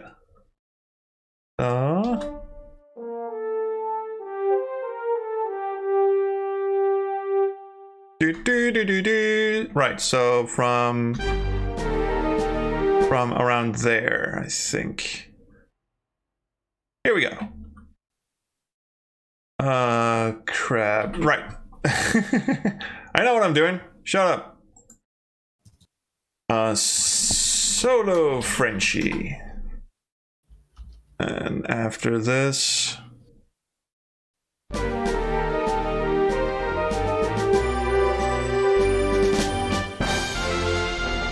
There, that works. That works. So we put this little guy up here. Oh god. No. Well, what you didn't see there was when I moved him, as I was zoomed out, he accidentally just jumped a little bit forward in the timeline because it was snapping to wherever my cursor is now. And that would have been very, very bad because then we would have had him playing out of step with everything else. That would have been bad. Very bad indeed. So, where did the French... I'm thinking maybe give this guy some sort of brass noise. Something that kind of stands out. I mean, not necessarily that. In fact, I think we could have... Could you come with me, please? We could have this thing. I thought holding down Alt was copy. Oh, well, I'm terribly sorry. We could still have the original French horns playing underneath it, but just have something carrying the tune up top like this.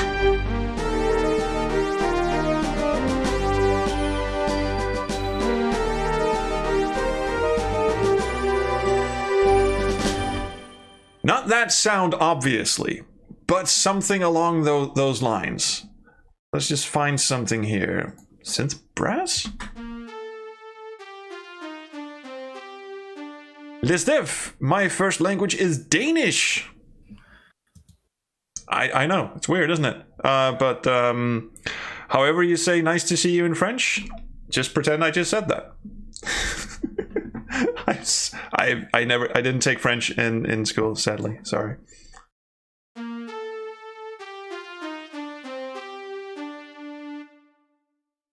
Actually, that might sound okay. Let's find out.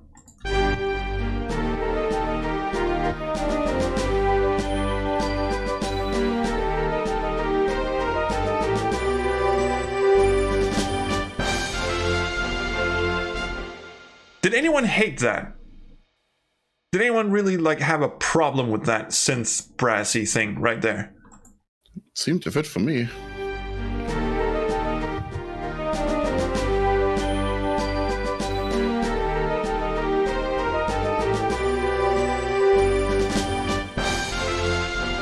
Mr. Gel says it sounded very 90s spacey synthy in the right way.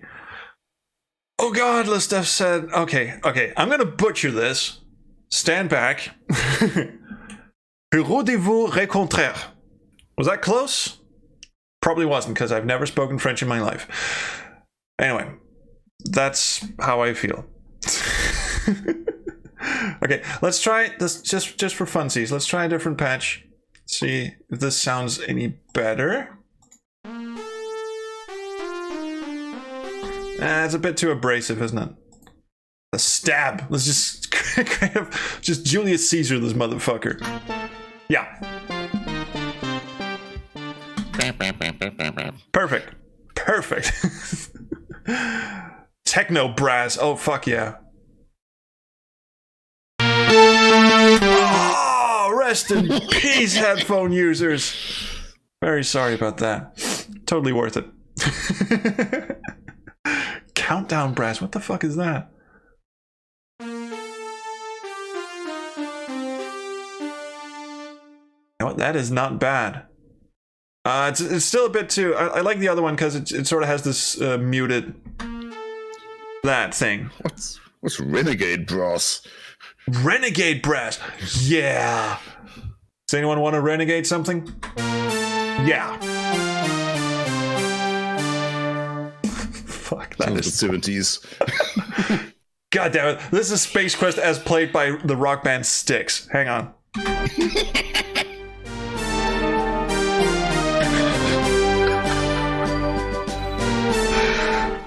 That was awful. I'm sorry.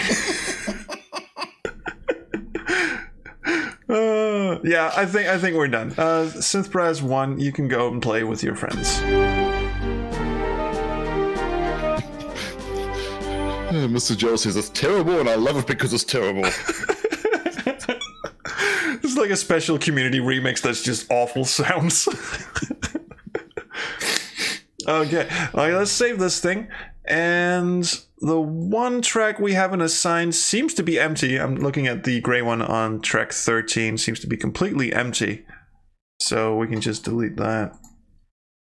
And I think we've got everything. I've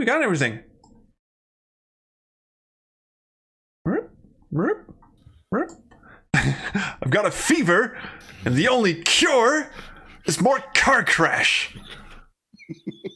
Well, just for you then. And what we'll do is save it and then oh yeah, we'll save it first. And then we'll duplicate the long ass crashes so we get that long tail of it. And then duplicate, and then car crash. Just for you, my friend.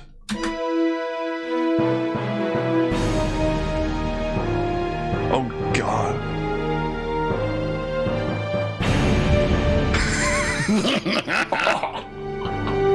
That is glorious.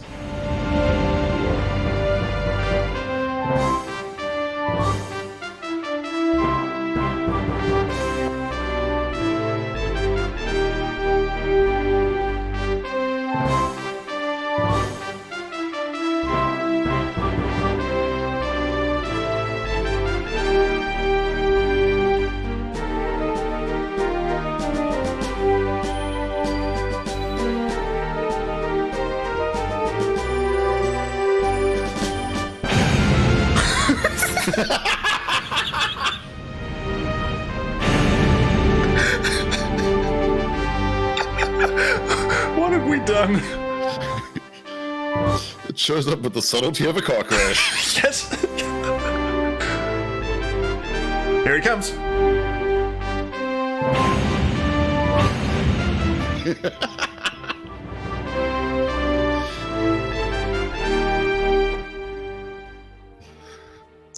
And then it fades out. I think I may have miscalculated. Let's just mute the car crash for just a second. This actually belongs down here, doesn't it? Oh shit, fuck. Come over here.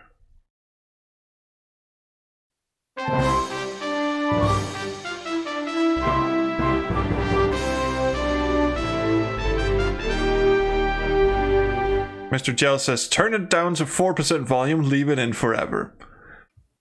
I am tempted to keep the first one. To be perfectly honest, I'm tempted to keep the first one just as it comes in with a fucking bang. Okay, I just want to test out how this actually sounds. Like, to be perfectly honest. I mean, not as loud as we're doing it right now, but let's just take this from the top and see how this works.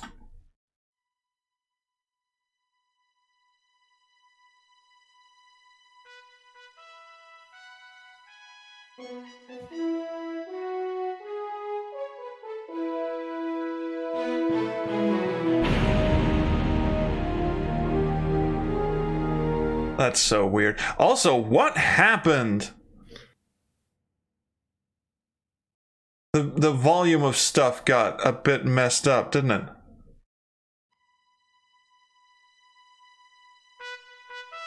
This is what we did.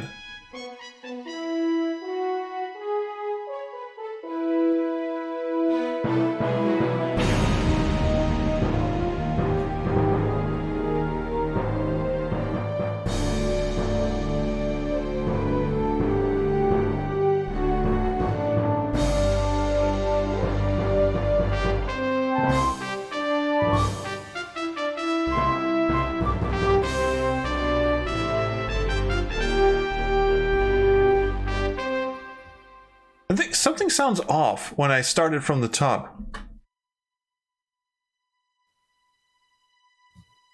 I think I think there's some volume control data at the start of the tracks that's messing us up. So I'm just gonna clear off the start here so it doesn't like load in. So it doesn't get to mess us up. The fast strings will have to, because they sort of have to fade in. So I'm hoping this doesn't fuck us up. Let's check.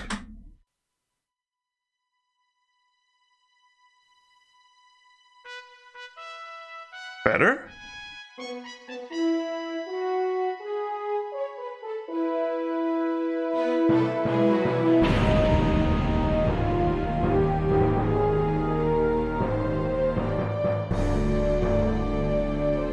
Oh, yeah, I did the same thing with our cymbals here, because they're supposed to be at this level.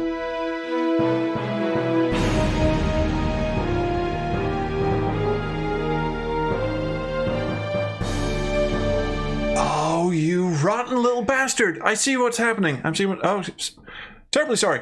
So what we need to do, excuse me, is this opening... like slow climb in has to be on a separate track, because it's messing with the volume settings we've got down here. It's essentially overriding them. So what we need to do is take this long ass note right here, move it up here, and then we'll just go in and remove it from, where are you? Gotta be up here somewhere. There it is. Remove it from here, and of course extend it in this top bit here so that it goes like that. Yeah, that ought to do it. You lovely sir. You guys can fuck off, because you are not needed. There we go. Strings, oh sorry, strings fast. There we go.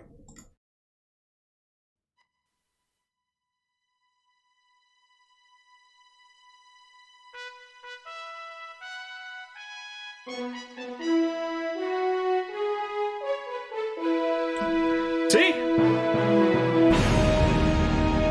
Because what it was doing to fuck us. Hello?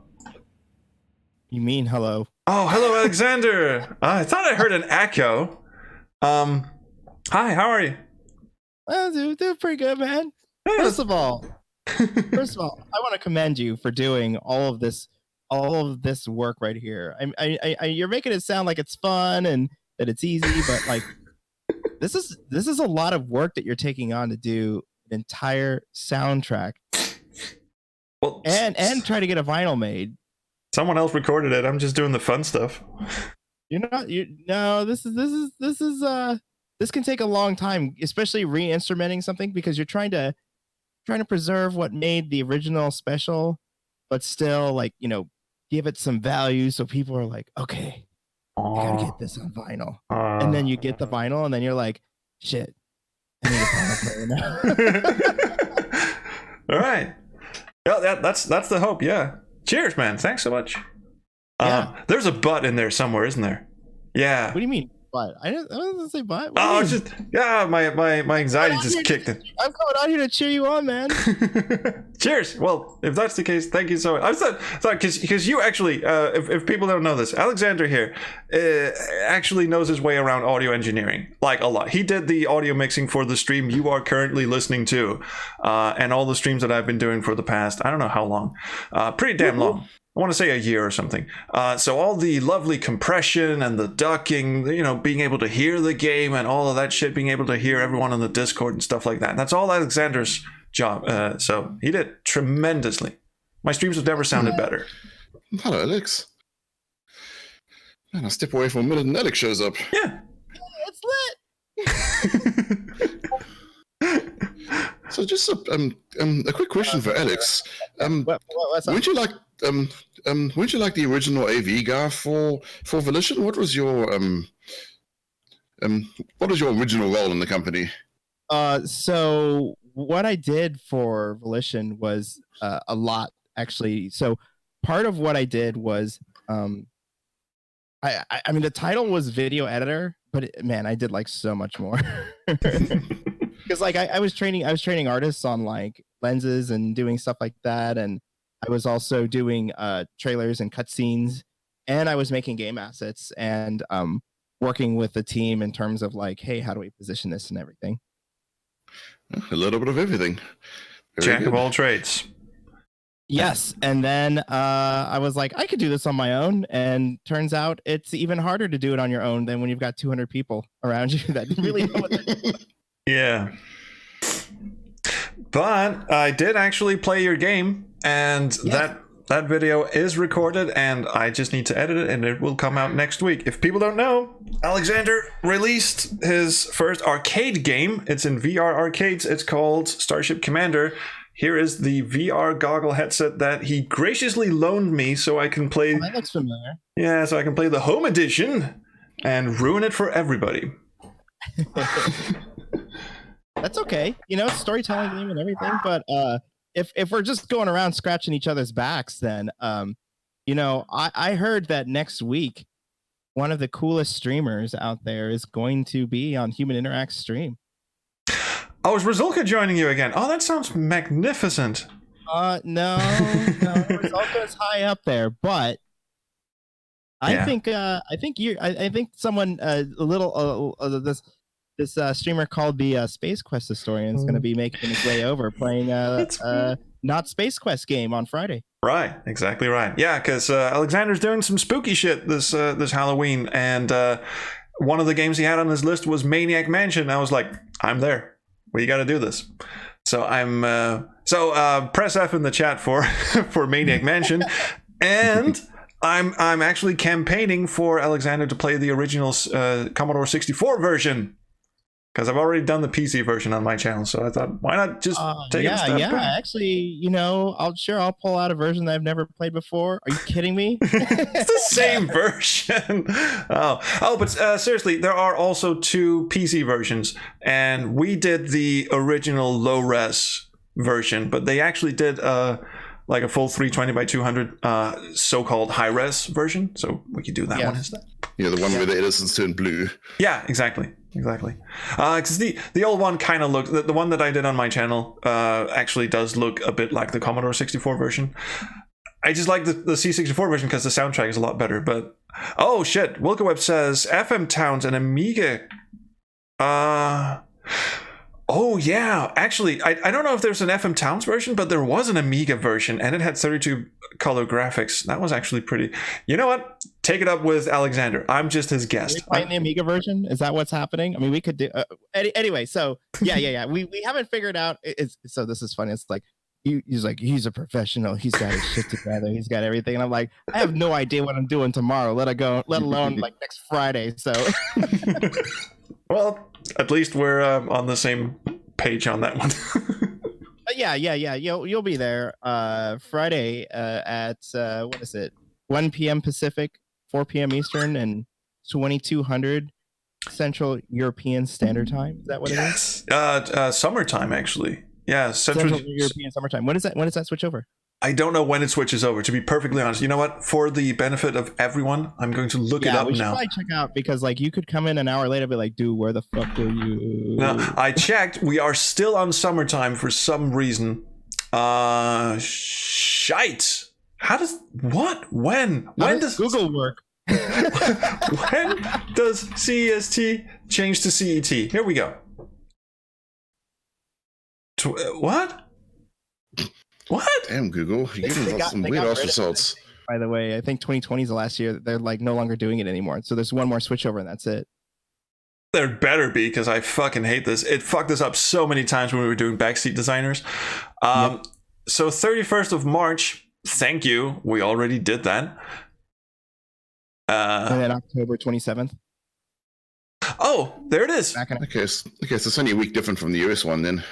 Oh shit, that's happening soon actually. So October 27th. So in 3 weeks time.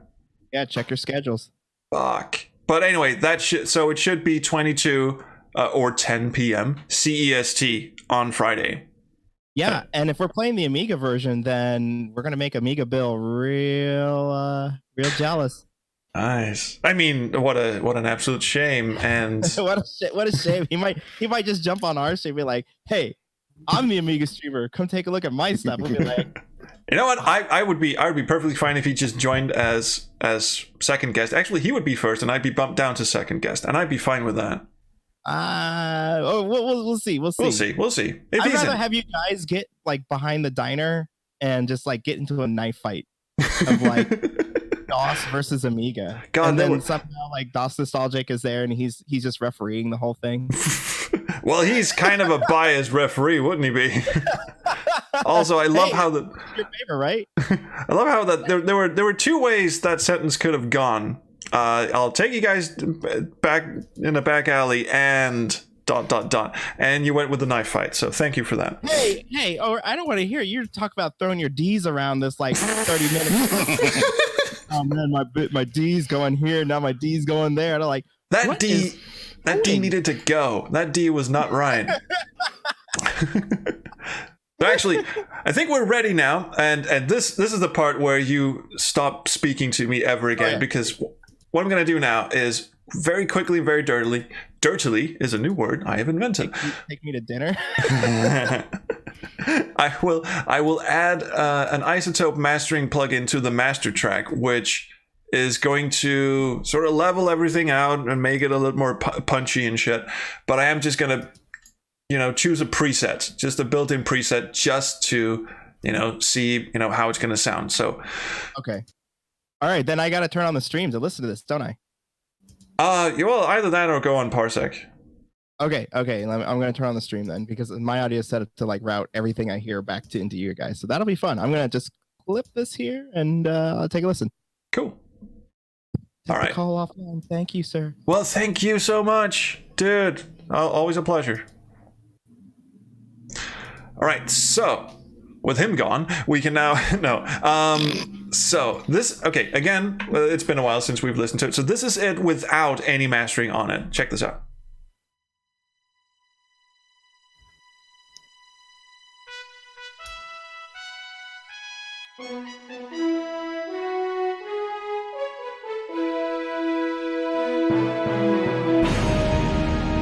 I forgot we had that in there. I'm keeping it. Might lower the volume on it, but yeah, we'll see.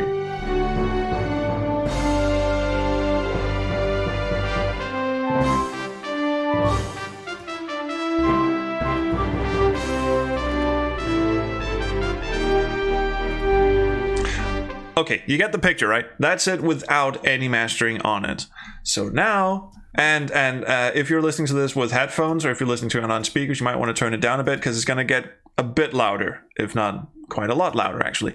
It does have, check this out. It has two genres specific for classical music. I've played around with both of them for the other examples that I've done. And classical 2 sounds good, but it's not as loud as I would generally like it. Again, we are mastering for vinyl, so that might not be a big concern. But anyway, let's try this and see how it sounds. And also remember to activate it. There we go.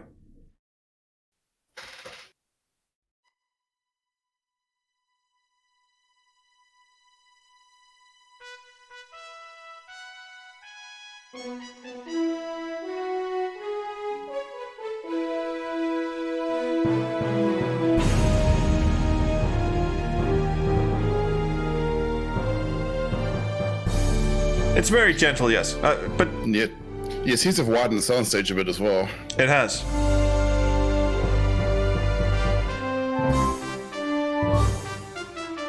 And I'll try switching it off and on again so you can tell the difference.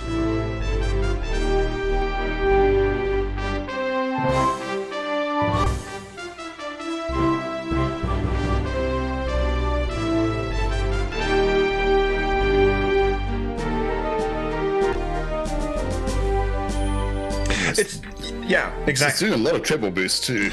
It's brightening the sound a lot, and it is widening the stereo sound as well. So I really like this preset. I used it on the what did I use it on? The Professor Lloyd example that I posted on my Discord, which we haven't heard, and which I might just load up when we're done with this. There was another preset that I used, and it was just a simple commercial CD. Or I think it might have been stereo widen, actually. Let's try both of them. This one is a little louder, and we might not go with this because it just sounds a bit too much.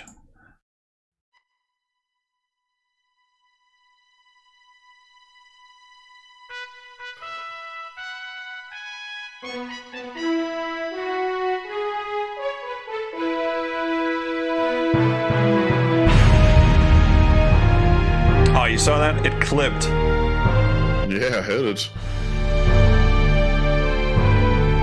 This is awful. We're not doing that. Oh, God.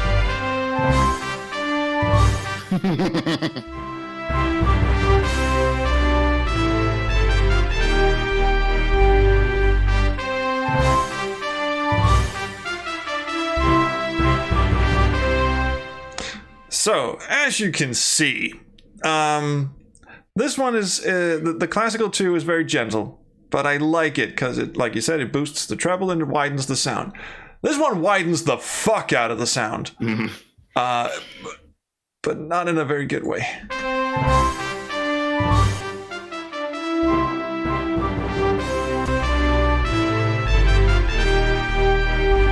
And that's really all it does. It doesn't do any of the fancy little stuff on top, like a little treble boosty shit. That flipping CD mastering one sounds like if we could just figure out a way to auto-tune an orchestra, man, we'd have a record deal.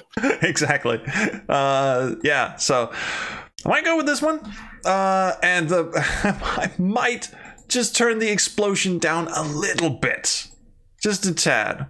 We like the explosion. Yeah. Knock it down 3 dBs. Yeah. Oh no! No, not explosion. Spaceship crash. Yes, it's a spaceship crash. It is a spaceship crash. Because we say so.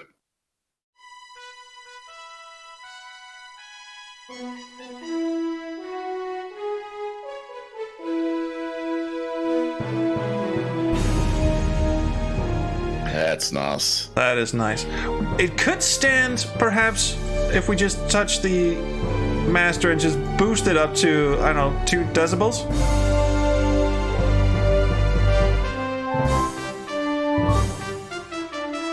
So it's just slightly in the red, but in a good way. It's nowhere near clipping right now. And it never will be yeah, because... we still got... Yeah, this is the loudest it'll ever get. Yeah, we still got some headroom. Yeah.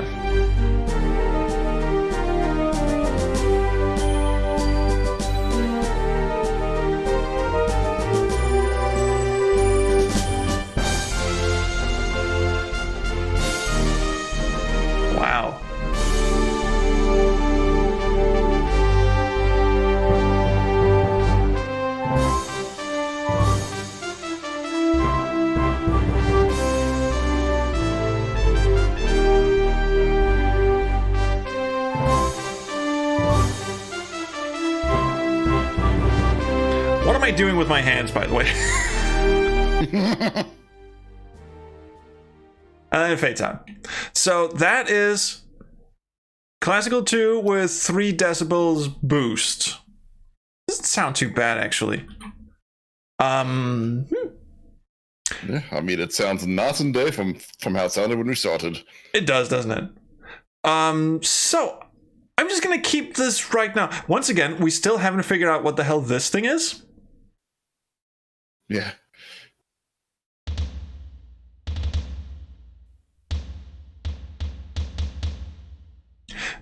Let's try putting it in. Let's just see what does that actually do for us.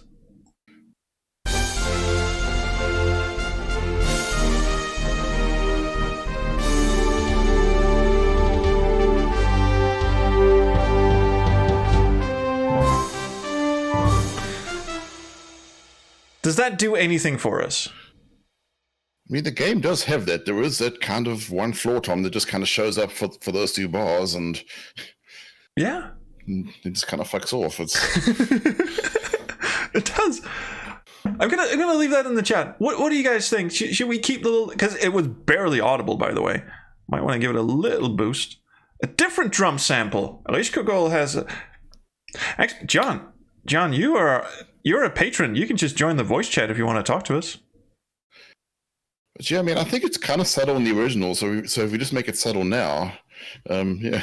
Oh right, yeah, we can do that. Let's see what the other melodic tom. What does that do?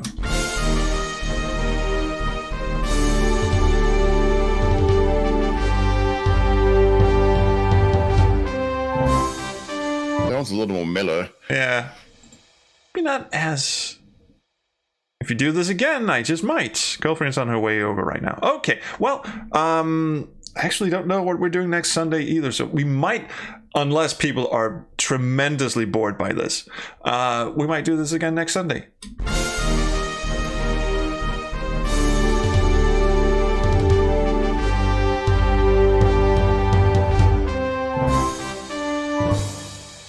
Yeah, just stuck it a bit, and is it better, or is it worse? It's better, but it's a bit louder.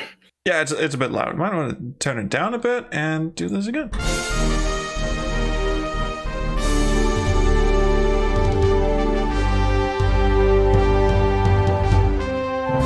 I was trying to center it because the patch is actually panned a bit to the left, so I'm trying to center it. That's what I'm doing with this little Jimmy thing down here. It's still loud.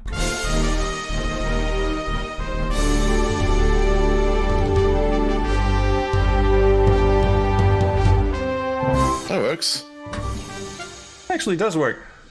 I'm gonna ask again. Looking specifically at a Rish Kogol, was that patch what you had in mind? 9.5, that ought to do it. While he's typing, I just want to listen to it one more time.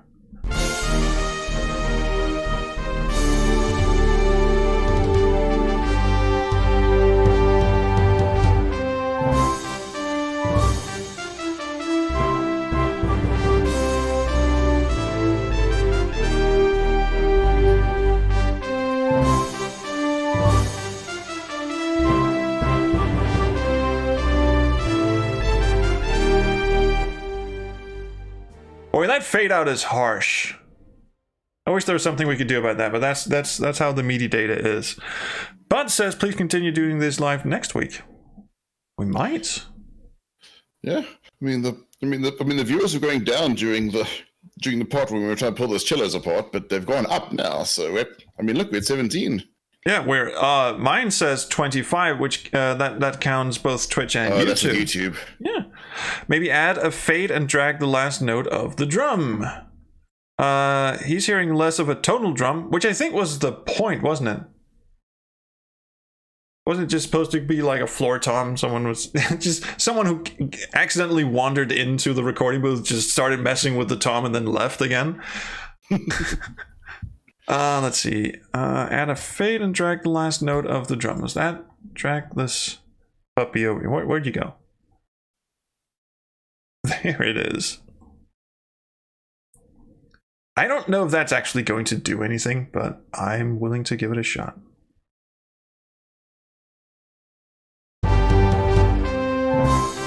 I think that's just how it just sounds like that.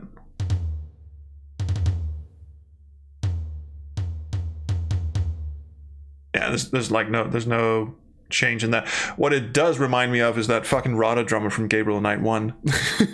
Doom, doom, doom, doom, doom.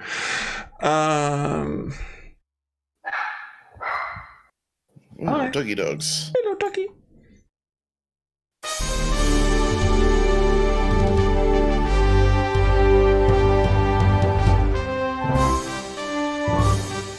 You know what? I'm gonna leave it. I'm gonna come back with fresh ears, and maybe at the start of the next stream we'll do it. Rishkagol says, at this point, I don't think you have any reason not to see what that 9-inch drum is all about. Well then, yeah, we might want to do that. Oh, thanks again, Alex. Think about how long you've been working on this. It sounds really great. We've been doing this for an hour and a half. I've been working on this. It sounds really great. Oh, thanks. Cheers. Yeah, let's see what the 9-inch drums sound like. Just on this patch.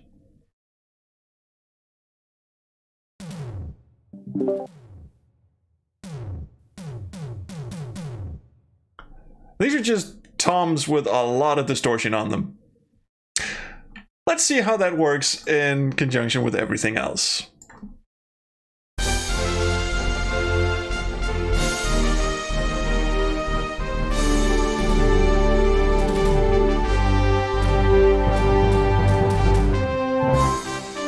Somehow the distortion actually like delays it a bit. Let's see what happens if we just pull it back a bit.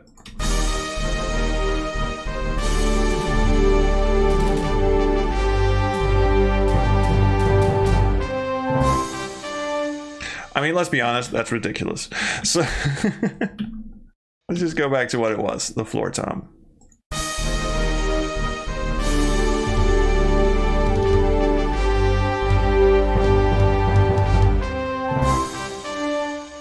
I think actually this might have moved a bit. Might have moved just slightly. It sounds rhythmically a bit off.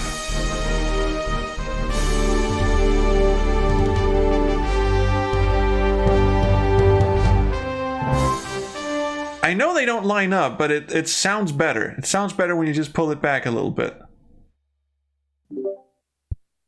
And you're getting to that point where you just gotta shelve it, man. You're just wasting time at this point. Yeah, I think you're right. All right, we'll stop this here. This doesn't sound bad. It sounds way better than when you first pull it in. So like that's the thing. You've been working on this for what, like 2.5 hours now? Nah, just, and you're just like 1.5 all the hours. stuff you gotta do.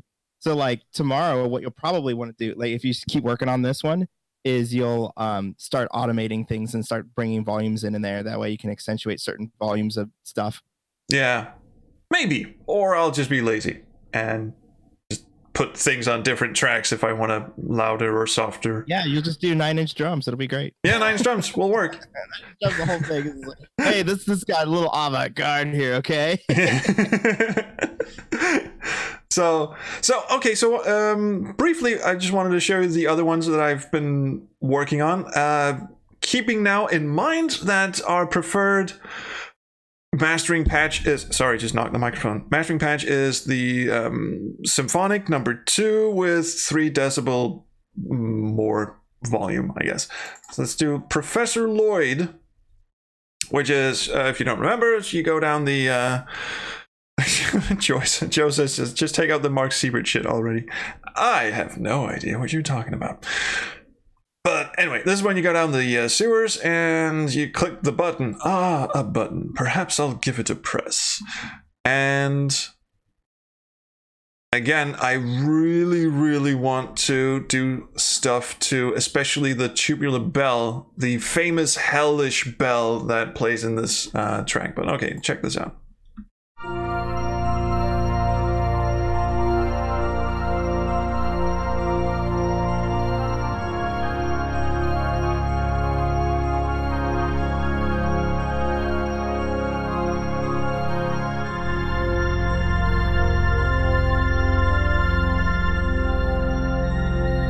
That bit annoys me, by the way. There's like some dissonance going on in the bottom end.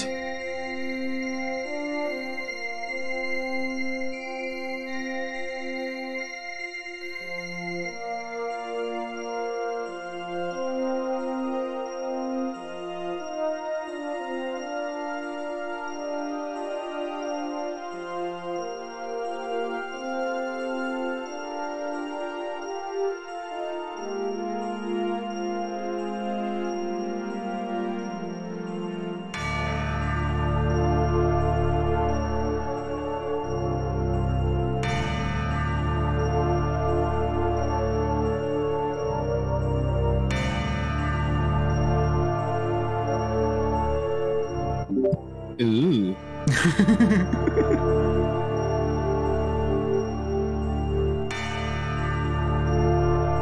I feel like this is going to come down to some interpretation, though. Yeah, the bell thing.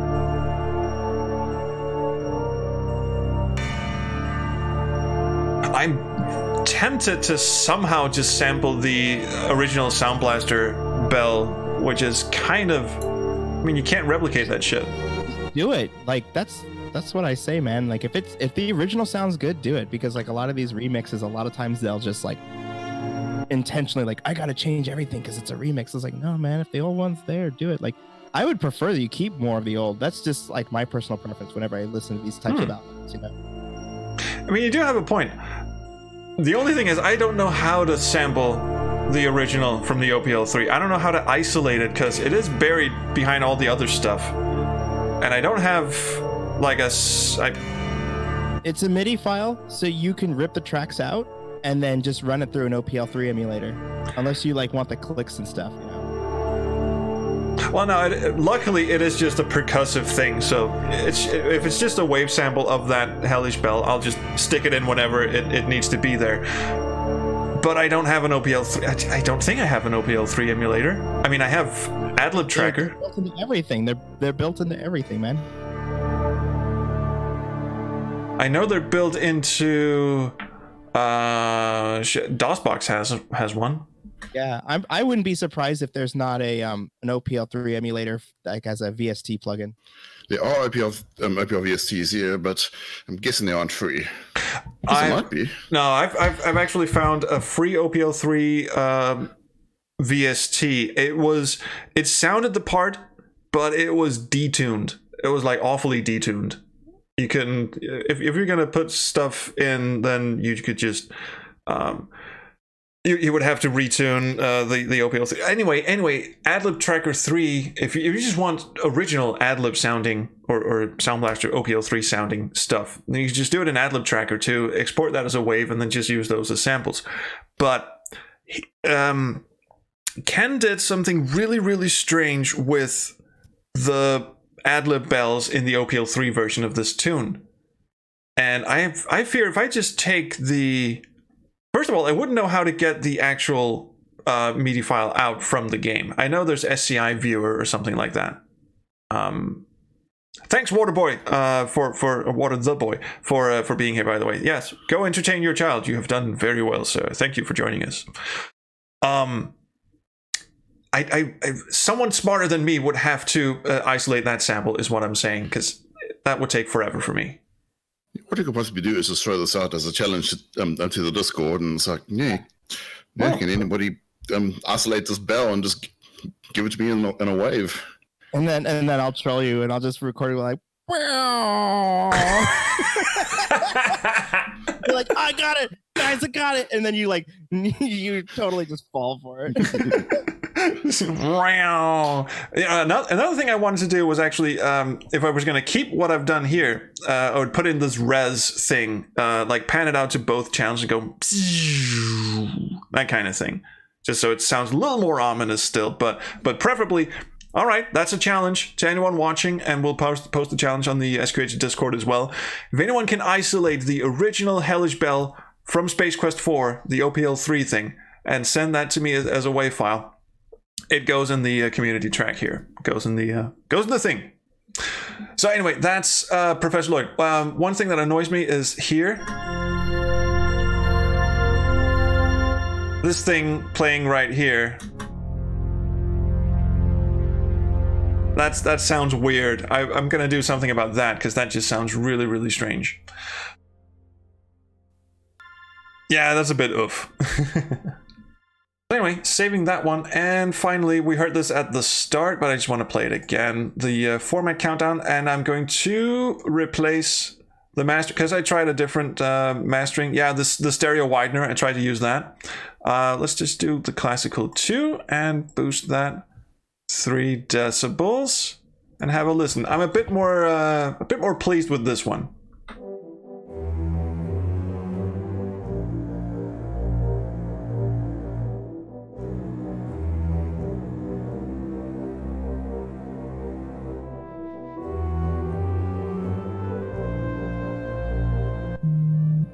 What the hell was that? Sorry. Oh, your phone went off. Also, I'm dreadfully sorry. Something is not working. This Minimoog isn't playing. Yeah, we're supposed to get that in. Why was that not playing?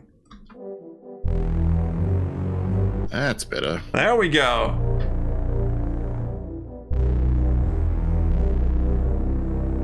Just to make it a little more ominous.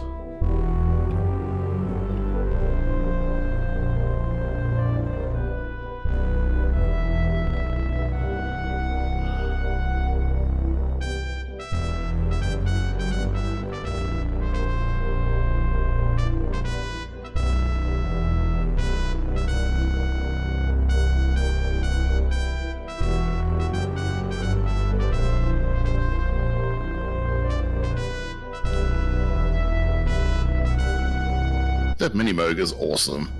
It is.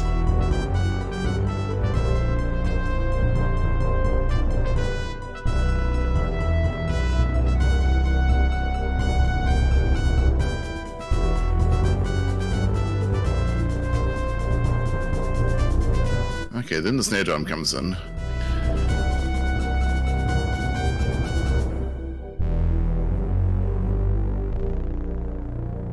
And the only thing, it fades out from here. The only thing I don't really know what to do with is the sawtooth stab, this thing over here.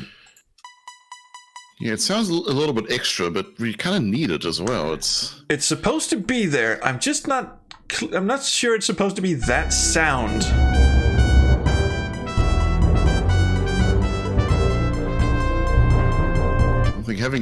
I think having it panned over is making it stick out even more than it should.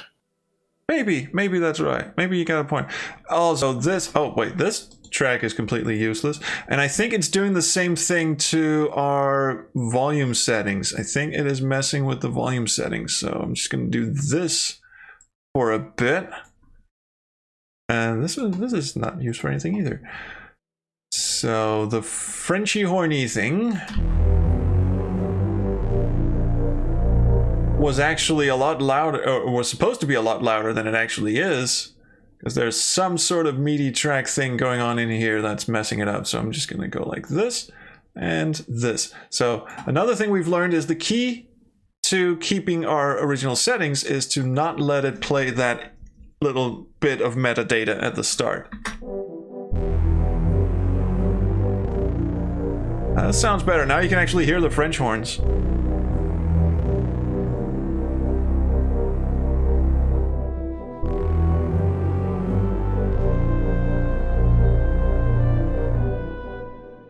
Okay, a couple of questions in the chat here. Bud Spencer says, have you already had discussions on the cover art for the vinyl release? I collect vinyl soundtracks and the album art is essential. I completely agree with that last sentence. Absolutely. I have not had any discussions about the cover art. There are two ways this could go, really. Someone could offer to paint a lovely picture for the cover art, and we could use that. The alternative is that Brandon Bloom did. Let's see if I can find them. Brandon Bloom did. Oh, there you go. I spelled that wrong. Brandon Bloom did these fantastic upscales of graphics from Space Quest 4. These are from the original game, but then they went through this AI filter, whatever the fuck it is, and just upscaled the graphics. There's some King's Quest thrown in for no good goddamn reason.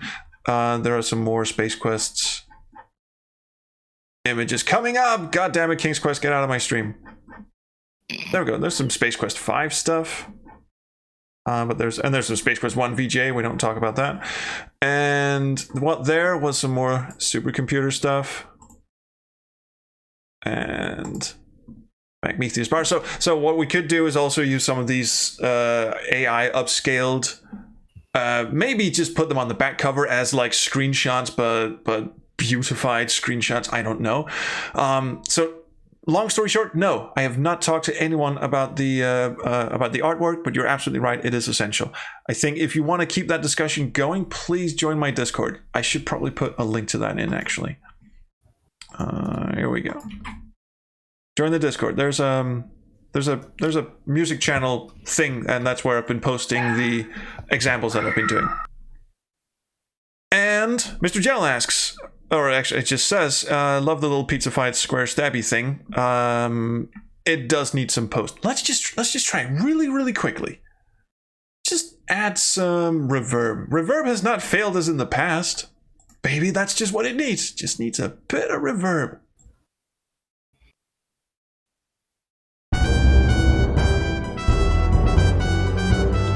That is better.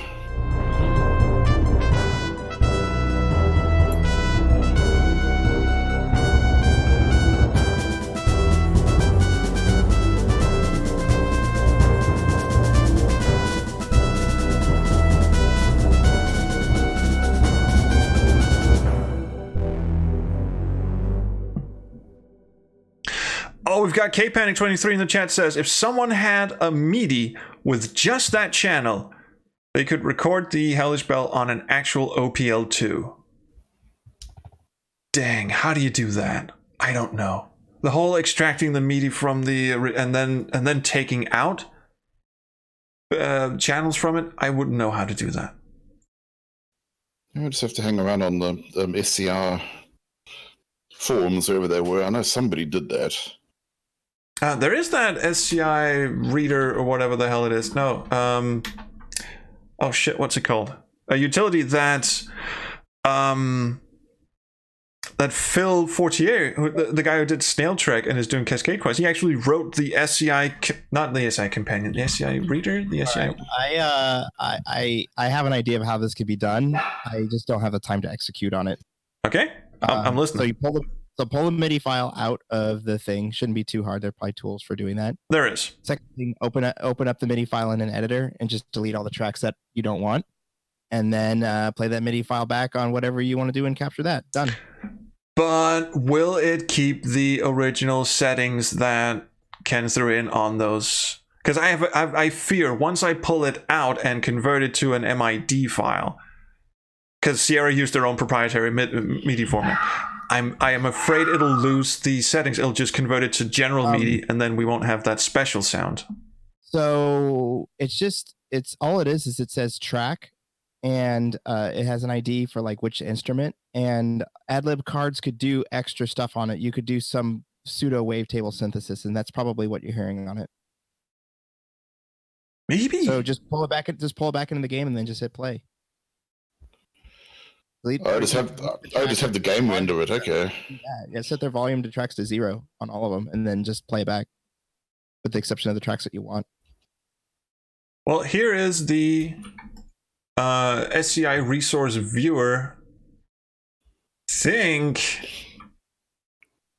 Good God. Okay, we definitely don't have time to fuck around with this right now. But no, you're not doing it on stream. I'm just saying, like, yeah, that's how you do it. I'm really intrigued by this. K-Panic says, alternatively, I could record it from a Roland MT32, which, thank you for the suggestion, but for the Roland MT32, he actually used an entirely different patch, because the MIDI file used for the Roland MT32 and the one that's used for the OPL 2 or 3 are two different MIDI MIDI files. Yeah, you have to, otherwise it doesn't sound right. It doesn't sound good. Exactly. And what he did for the MT32 was just to take a regular tubular bell and just pitch it down, just go doo, which is what I've technically done in my version. I've just added a bit of distortion. That's it. But that pitch bend you hear doo, it's just a normal tubular bell. Mm-hmm. But for the OPL for the OPL version, Ken did something. He just hit random buttons and this hellish sound came out of it, and it's, oh man, if we could get that.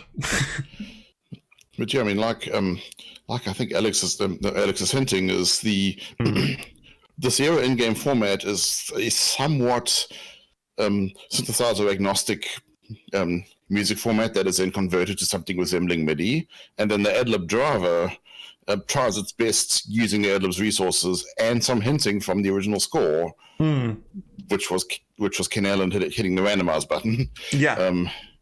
And like you say, this isn't MIDI. It's a driver, some metadata, and a Sierra proprietary file format. So Yeah, this is going to be an exercise. You could probably just hex edit the files and then just set the volume for the tracks to 0 that you don't want. I love But how I like Alex's idea of using the original game to play it back. That's probably the way to go. Yeah, that's probably the path of least resistance. All right, hang on. Let's see if I can, You can look in the Scum VM's code. It'll tell you how to parse the MIDI file. They have to do that. They have to know how to parse the data in there. So just from that alone, you would know, all right, this is the volume, this is the instrument selection, this is the thing, and then just hex edit the files to set volumes to 0 on them, on all the tracks that you don't want. Yeah, this is definitely homework, though. I love how he says, just hex edit. Just hex edit it. Fine. I know I'm saying this, but there's somebody in your community that's like, yeah, I could do that in the afternoon. There are definitely people in the community that can do this. I'm not one of them. I just wanted to go in and check in Space Quest 4. I don't think I played it in Scum VM. I just wanted to get in and listen to it. Okay, that would have to be for another time. But yeah, that is the challenge. If anyone can find the Hellish Bells, and if anyone enjoyed this, apparently some of you did. I don't think we have anything planned for next Sunday either. Yeah, you do. No, Sunday. Yeah. Wait. Sunday. Next Sunday. Next Sunday is October 13th. Oh, you're absolutely right. Oh, yeah. Oh my goodness, I forgot about my own show. No. See, I've dates. No. Next Sunday. No, Alex is absolutely right. Next Sunday, sacrosanct. Like, different dates. Hi, I'm the Space Quest historian. We are in Europe and have different dates. Yeah, that's what happened. That's exactly what happened. # second date system language. Yeah, Denmark switched to the Julian calendar while we weren't looking. Yeah, exactly. That's what happened. We celebrate New Year sometime in July. But anyway, next Sunday is October 13th. We're doing the Space Quest Olympics. So sorry, we will not be doing this next Sunday. Very sorry about that. Might do it again on the 20th because one of the reasons why I'm a little reticent to start a new game series, although that was one of the options on the poll and I would have done it, but I'm a little reticent because this office that I'm sitting in currently is going to get converted into a nursery very, very soon. If not this month, then at the start of next month. So there's gonna be a week or a weekend or something like that where I'm just not able to record and stream and whatever. So there would be a gap there somewhere anyway. So we might do this again on the 20th. Let us see. Anyway, Rishkogol says, if I have a minute later, I'll take a crack at it. I have a few ideas as to how to do it. My God, if he actually does it, dude. Then the hellish bells shall reign profoundly. I don't know what I was trying to say there. What I'm going to do, though, is going to go into my stream setup and roll my end credits, which I kind of already was doing, and then I turned them off, and now I'm rolling them again. So thank you, everyone, for tuning in. I hope you enjoyed this. I sort of tried to promise that this wouldn't be as boring as it kind of got there in the middle, but then we pulled it together and we actually got something cool sounding out of it. And I want to desperately thank Pickle Dog and Alexander in the voice chat for helping us out, picking the right instruments and all that, and of course everyone in the text chat for seemingly having a good time and chiming in and all of that. So hey, that's I guess 1 or 2% of the 100 pre-orders that we're going to need to get this thing printed on a nice bit of vinyl, which would be fun. So once we get all this shit together, then off to qrates.com we go, and then we crowdfund a vinyl release, and then it's off to tell your friends, because we need there's a time limit too, by the way. Once we hit that crowdfund button, I think we have a month or 2 months or something to get those 100 pre-orders in. So it's a spam your friends kind of deal, but let's get Adventure Gamers to write about it. Oh yeah, exactly. I just want to make it very, very clear that this will be a non-profit thing. No one's going to make any money off of this, and it is also very distinct from the Ken Allen soundtrack, the Under the Half Dome thing that he kickstarted. This is not that project at all. That's something we're going to be have to be very upfront with once we start the crowdfunding process. So very much non-profit, not making any money off of this.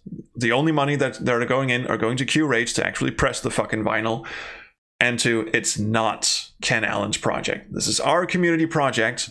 It's just his music, and I'm hoping to get him to like officially sign off on it. I showed him the Professor Lloyd and the format countdown that I did before we started the stream. I showed him those, and he seemed to like them.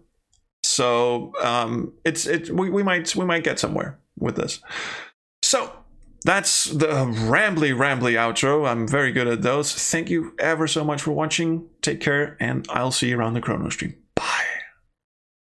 Hey, we're back on the air. Hang on, just a tick. Let's see if anyone is still watching. There's still 25 people. Let's see. Wait, there we go. Refreshed. If anyone is still Restream says there are still 25 people watching.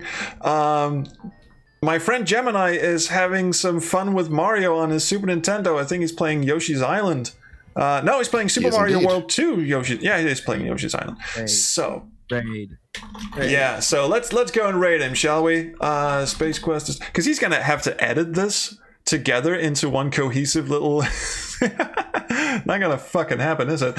So let's raid Gemini does games. Here we go. 2 viewers already, 4 viewers already, 5, 6. What are we saying when we get in there? What are we saying? What are we saying? We just say, have fun editing this, fucker. I mean, and all right. 11 people already. Let's raid. Off we scoot. Yes. Okay, here we go. Desktop. All right, I just told him have fun editing this fucker. He's like totally. Hold on. Have fun editing. Historian is rating me. For some reason, my notification didn't play. But never mind. I'm still gonna play this. Because I'm still gonna play this. Sorry, that's feeding through, isn't it? Oh no, no. Why didn't it show up? Why didn't it show up? Yes, it is. Nope. I don't know if it's coming true. Oh, right, yours is. Hello. Huh. I'm kind of worried that it didn't play with any sound, but Oh, there's sound. There was sound. We arrive with greetings and more work for you. Joy on both.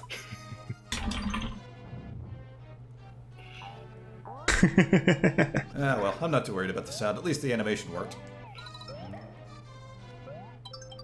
Oh, it did play with sound. I will. I'll see you next week, man. Because I guess your stream's gonna be at noon my time for Space Quest Olympics.